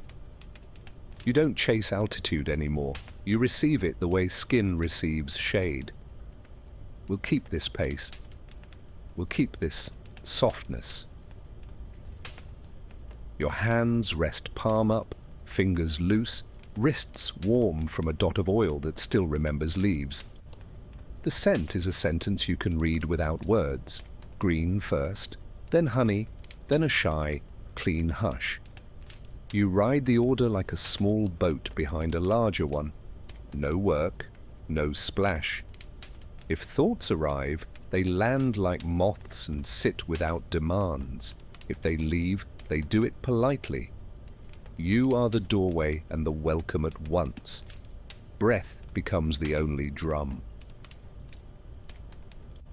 In, light gathers behind the eyes. Out, weight returns to the hips and heels. In, taller by a finger. Out, wider by a palm. You learn the room's old math.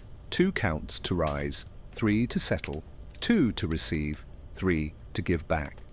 It is simple enough for a child and deep enough for stone. You lean on it because leaning is cheaper than pushing, and tonight has already paid for you in advance.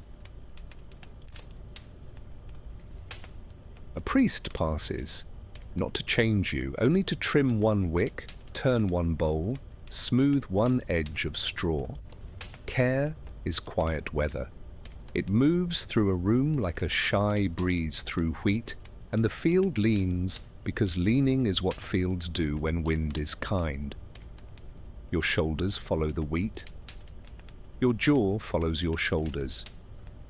The mind, late to every good party, arrives last and grateful, the way birds arrive after rain to wash in puddles. The brazier gives a low sigh, the small talk of coals that know their craft.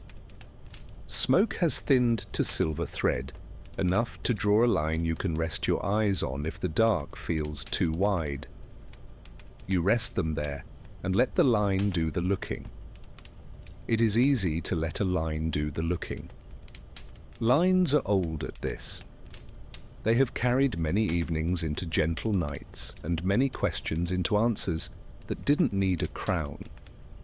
If words come, they come shorter. If pictures come, they take turns. A door, a hand, a bowl. A road you already walked this week, drawn simpler than you remember. You test each one the way you test water with a toe. If it is warm, you step. If it is cool, you wave and save it for morning. The gods do not mind. They prefer when you choose. Choice is a small flame. It keeps tents honest. Water waits, plain and pleased with itself. You take a mouthful and hold it. The tongue goes quiet. The throat loosens like cloth from a line. You swallow and feel the sip land where worry used to sit. Worry moves aside easily when given a seat. You offer it a stool near the door. It takes the stool. It looks smaller from there. A bell taps once, a soft coin on the counter of time, and time nods without counting. You hear someone hum a single vowel under the breath, a line so thin it belongs to the bone more than the ear. You borrow it. It fits. The note lays itself across your spine like a warm scarf and teaches posture without scolding. You lengthen by a thumb, then forget you lengthened. Forgetting is part of the work. Forgetting makes room. Soon you'll notice how much space forgetting gives to kindness, which always needed more chairs than we plan. The room practices landing while you are still in the air. Doors breathe without creaks. Sandals whisper.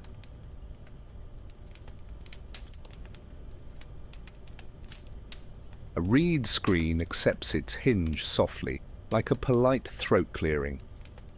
Even the quiet has manners. You let yourself be taught by furniture. Furniture has seen more nights than most people.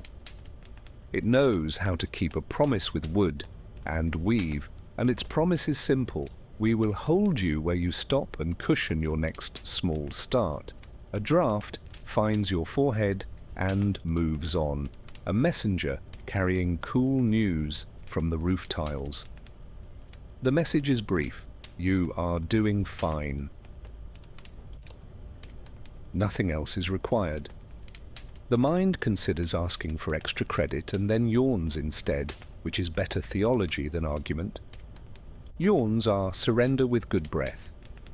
You take one, then another, and each arrives with a tiny lift, a tiny settle, a rhythm that could work all night without running out. Somewhere a cup touches a plate with a gentle kiss. Someone laughs once, a sound that ends in a sigh.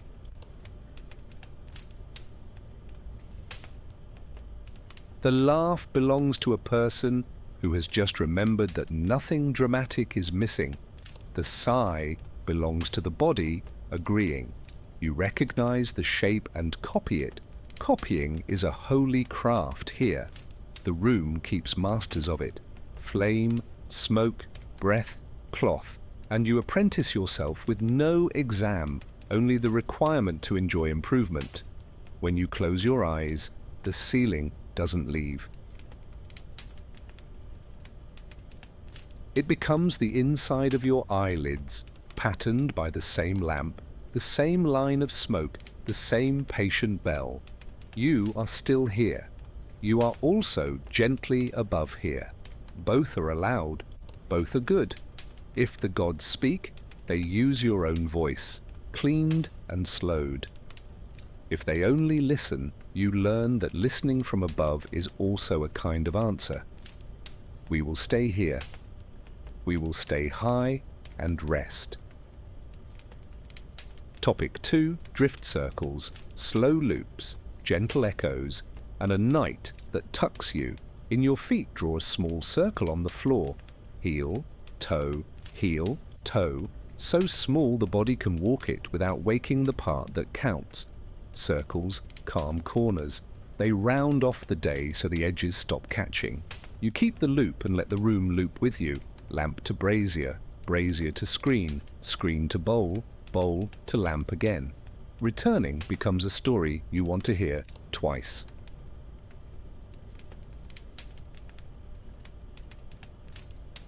The second telling always lands softer than the first. A reed rattle joins the circle and leaves, joins and leaves, the way breeze joins and leaves a curtain. You follow it with breath. In on the join, Out on the leave, you use no numbers now, only animal sense, nose, ribs, belly. The belly does its ancient work, rising when it should, falling when it should. Ancient work needs no coach. You smile because not needing a coach frees energy you didn't know you were wasting on trying.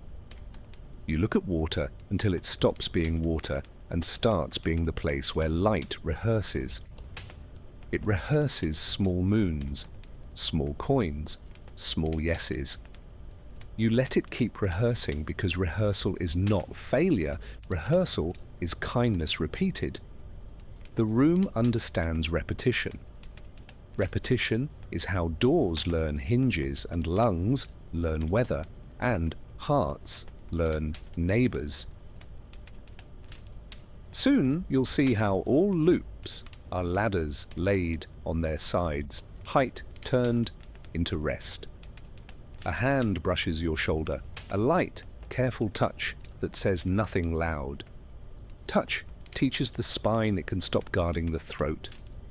Guarding is useful in streets and markets. It is heavy here. You put it down like a basket at the door. The basket doesn't mind. Baskets love doors. You think of thresholds you've crossed badly and promise this one your best attention. Promises count more at small speeds than at fast ones. Small speed is where we are going. Chant reduces to one syllable, then half, then almost breath. You learn to hear shapes inside it, front, middle, back, like the three parts of flame. The front invites, the middle holds, the back releases. You practice the back. Release is a skill. It improves with love. Each time you practice, the circle under your feet grows smoother, as if the floor, too, were letting go of an old opinion. Floors have opinions. They prefer kindness, even when they are stone. A pellet, embers without smoke, only warmth, the way bread embers after guests leave. Warmth is the flavor of enough. Enough has its own height. It raises you to the shelf where reaching stops hurting. You stand on that shelf and discover it is wide. Wide is what rest wanted all along, a place to lie down without falling. You hear your own name somewhere behind the ear, pronounced with patience by someone who loves you. You accept the pronunciation. The night outside arranges itself. One dog, one cartwheel, one laugh from a doorway, one lid set down slowly. The city edits, and the room accepts the edit. You stop chasing excess and become a collector of singles, one breath, one sound, one thought, stacked carefully so none of them bruise. Handling thoughts like fruit keeps them sweet. The bruised ones are still edible. They just ask for more honey. You have honey. You use it where needed. Your circle shrinks to stillness without you deciding. Circles often end in centers. The center here is a warm patch on the floor and a cool patch on the forehead and a bell that forgot to ring because it did not need to. You are a bell that does not need to ring. Bells like this are the safest kind. They hold their note inside and ring the room without noise. You keep your note. The room hears it anyway. A priest places a small stone on the mat by your knee. He does not announce it. Stones dislike announcements. They prefer palms and pockets and silence that lasts longer than speeches. You touch it once. Its weight is honest. Honest weight lowers the breath just enough to keep height from becoming drift. Drift is welcome. Drift with a thread is better. The stone is the thread. You tie it to your ankle with nothing but attention. Water, again, sip, hold, swallow. The mouth becomes a small river, instructed by moon. It obeys because obedience to moonlight is pleasant.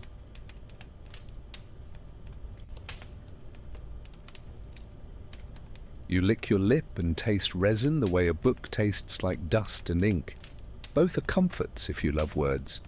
You love words less now and meanings more. Meanings arrive like birds that land on fences you were not guarding. You watch them and do not clap. They stay longer when you do not clap. Breath spreads into the back like a hand finding a larger chair. The chair keeps you the way a tree keeps a kite, held, high, free to move inside its tether. You do not test the tether. Testing is for mornings. Nights prefer trust. You trust because trusting is easier than arguing, and because arguing is loud, and because loud does not feed anyone in this room. Quiet feeds everyone. You notice how full quiet can be when allowed. At last you sit, not to finish, but to keep. You keep the height without holding it tight. You keep the circle without walking. You keep the thread without tugging.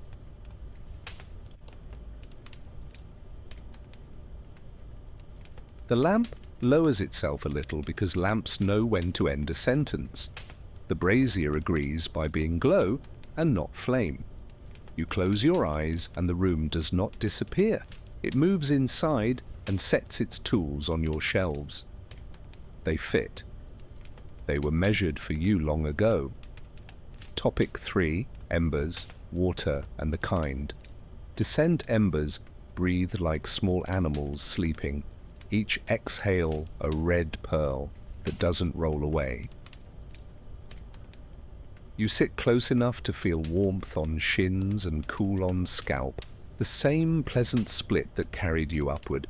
Now it carries you back without dropping you. The room has fewer edges. Even shadows choose soft voices. You rest your eyes on a thin line of smoke and let it do the looking for you. The way a string does the measuring when hands are tired. A cup arrives, petal tea gone lukewarm, perfect for landing.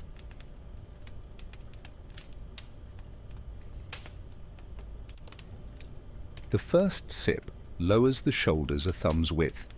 The second makes time expand into a friendly porch.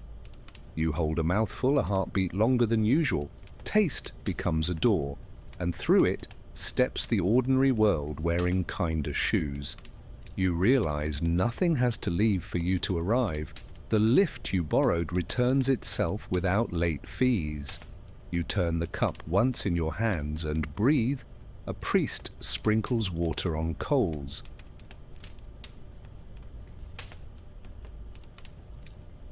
The hiss is polite, not a scold, like rain asking permission to tell a story. Brief steam rises bright and disappears. A little rehearsal for letting go. Your breath copies the trick. Up, shine, gone. If a picture visits, you let it finish the sentence it came for. If it lingers, you offer it a chair by the wall. Chairs tame visions better than rules. The chair smiles by being a chair. He brushes ash into a ring, leaving a clean circle of hearth at the center.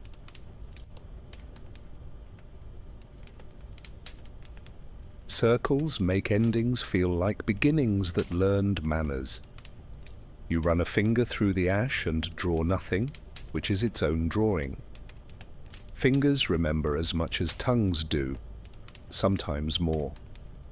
You think of how many nights trained this floor to be kind, and how many mornings thanked it by sweeping.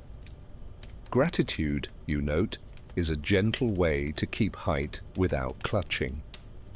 A bell taps once, then rests its metal on cloth so echoes don't wander. You copy that with your thoughts. One clear note, then fabric.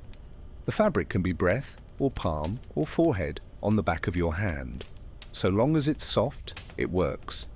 You learn how to pause without breaking, how to stand still without stiffness, how to let warmth be a sentence that ends with a period, not an exclamation point. Periods sleep better.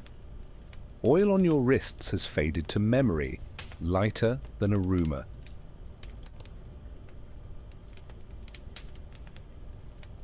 You lift them to your face.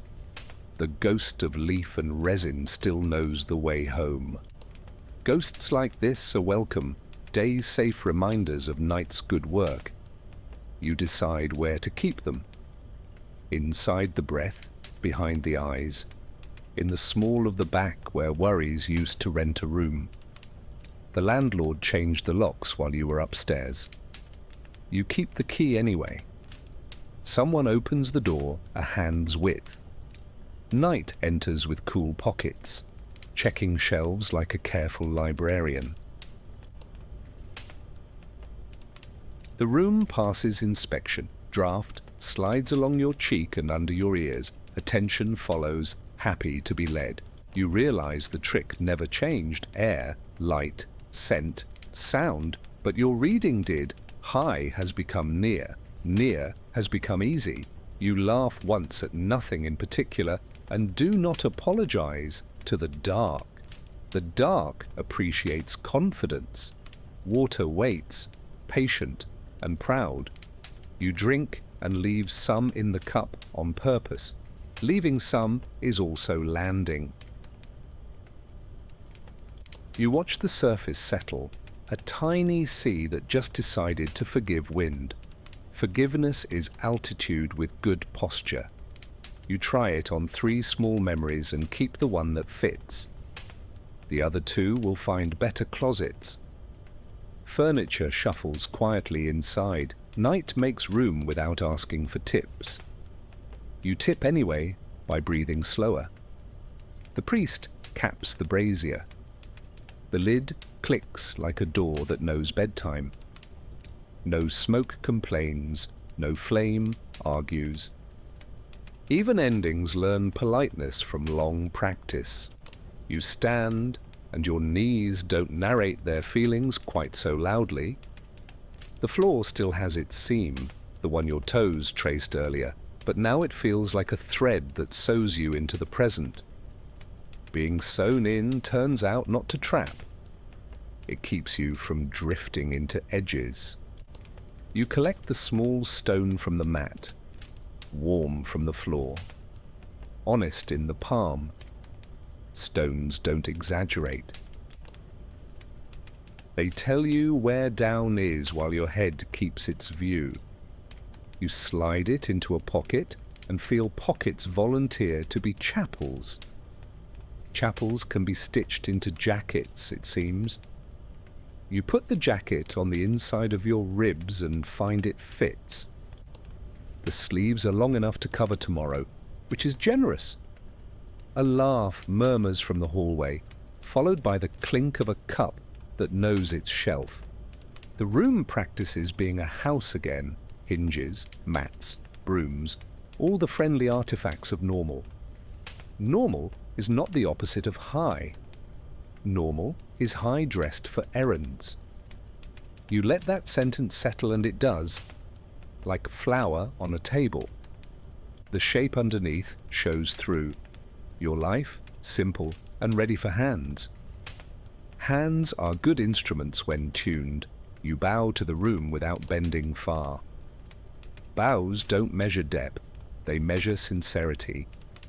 Your bow is small and true. You carry the quiet like a lantern turned low, bright enough for steps, dim enough for stars. At the door, you look back once, not to check, only to thank.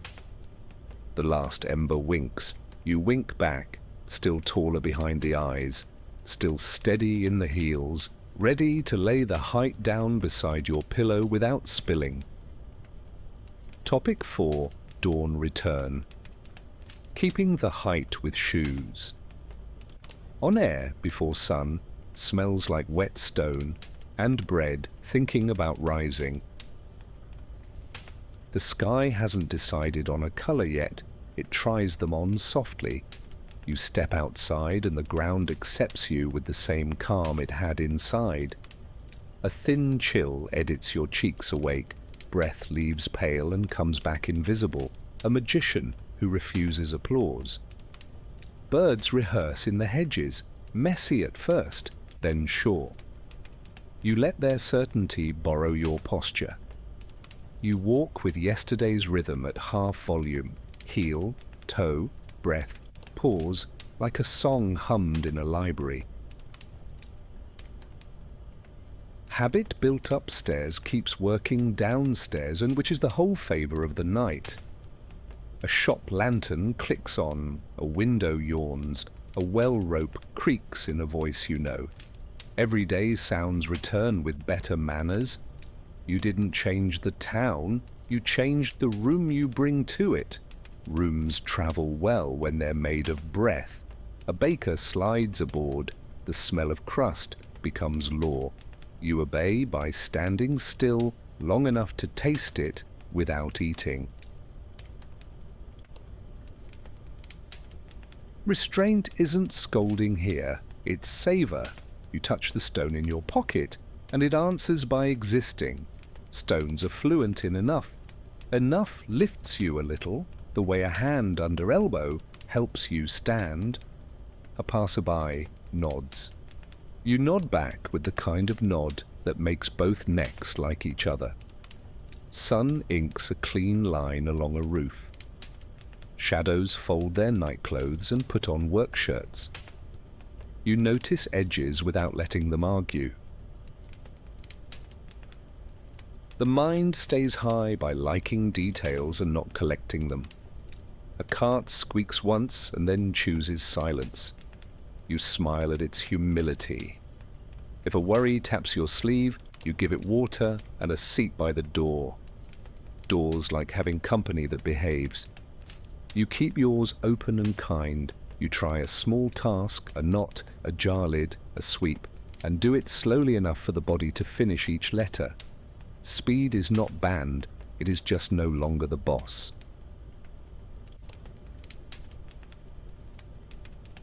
You find a rhythm that feels like a temple and a kitchen sharing a wall. Kitchen wins this morning, as it should.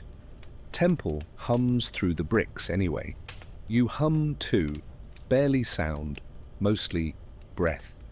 People around you don't hear it, but they behave as if they do. A child skids a pebble and laughs at the sound. Pebbles love making children laugh. It absolves them of being just geology. You let the laugh pass through you the way incense passed earlier. Lift, soften, go. Your chest keeps the ladder without showing it off. If someone asked how you're doing, you'd say, breathing. The accuracy would be both boring and perfect. Boring is underrated when it makes room for kindness. You leave room. You pass a doorway where basil simmers, an onion tall. The smell catches a memory by the hand, and the memory behaves, walking politely beside you instead of dragging or hiding. Nights like yours teach memories to use sidewalks.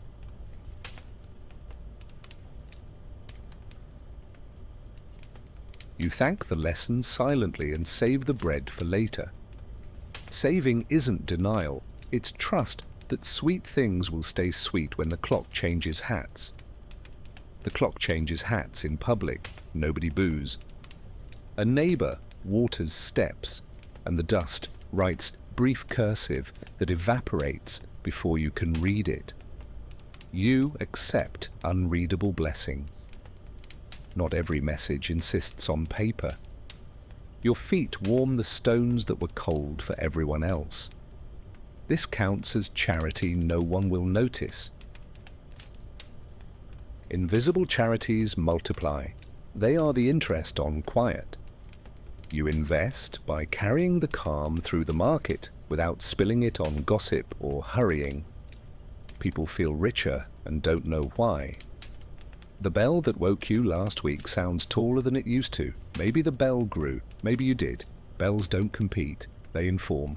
You check your pockets. Stone? Yes. Handkerchief? Yes. Breath? Yes. And feel equipped.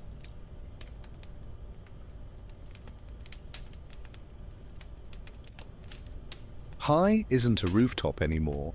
It's a shelf you can reach while tying shoes. Shoes like being invited to religion. Leather and laces approve by not squeaking. Streets approve by holding steady under a slightly lighter step. You practice one small blessing on the first face you meet. Nothing fancy, may your bread rise, or may your cart roll easy, or even a nod that says the same. Blessing, when shrunk to fit daylight, travel farther. They smell faintly of resin and tea and things the body trusts. The face brightens by a shade only you measure. You keep that measurement private and feel extravagant anyway. Extravagance that costs nothing is the rarest spice. Sun finally chooses a color for the day and pours it over roots and shoulders and the inside of your eyes. You don't squint. Last night taught your pupils how to open and close without panic. Panic hates practice. Breath loves it.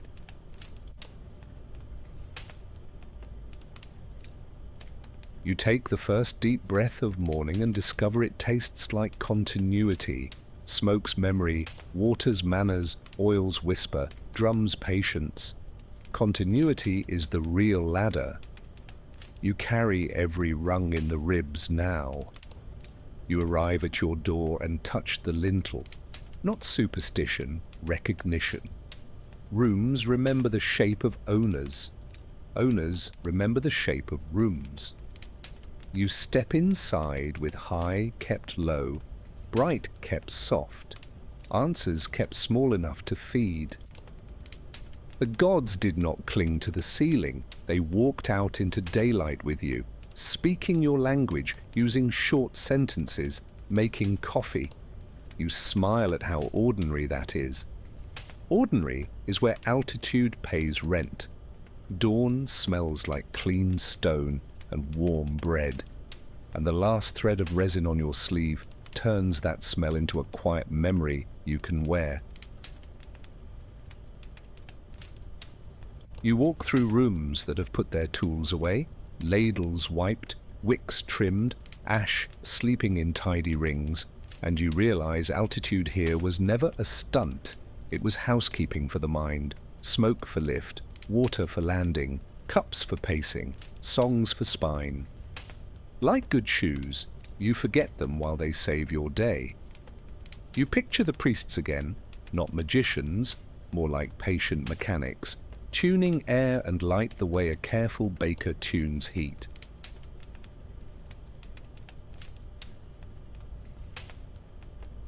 They knew the head climbs easier when the body feels held, wool that keeps edges, benches that learn your shape, drafts that nudge instead of shove. Their high looked like the best kind of hospitality. You came in creased, you left pressed. It's the same kindness you feel when a stranger refills your glass without asking for your story. You remember caves that breathed, tents that steamed, rooftops that taught night to be gentle.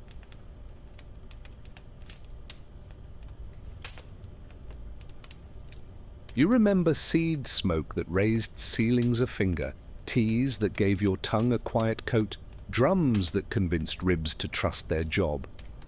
The gods never had to shout because everything else learned to whisper well. Even the jokes were soft, a moth approving a cup, a bell announcing nothing urgent, a breeze bragging about its manners. You smiled then, you still do now.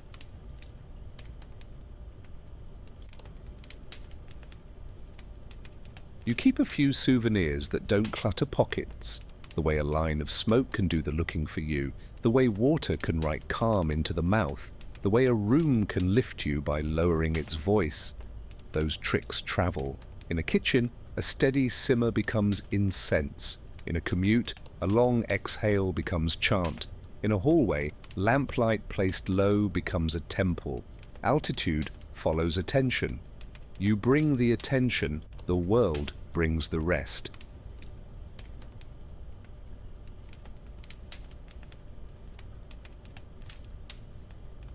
If anyone asks how ancient priests got high to talk to the gods, you'll tell them the stairs had many steps and none were loud. A pellet that sighed, a cup that steadied, a leaf that brightened, a stone that kept feet honest. The wonder wasn't in the ingredients alone. It was in the pacing, the portioning, the trust that small lifts, stacked kindly, make big horizons. You've climbed enough tonight to know the view is friendlier when the path is patient.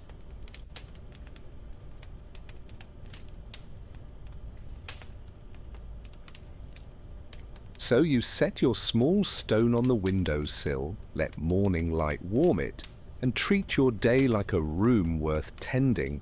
You'll open windows like vents, trim errands like wicks, and portion your hurry like pellets. When the sky grows busy, you'll remember the rooftop's easy wind. When rooms grow loud, you'll remember the cave's right-sized echo. You won't explain it to anyone unless they ask. You'll simply breathe, and the explanation will arrive wearing your face.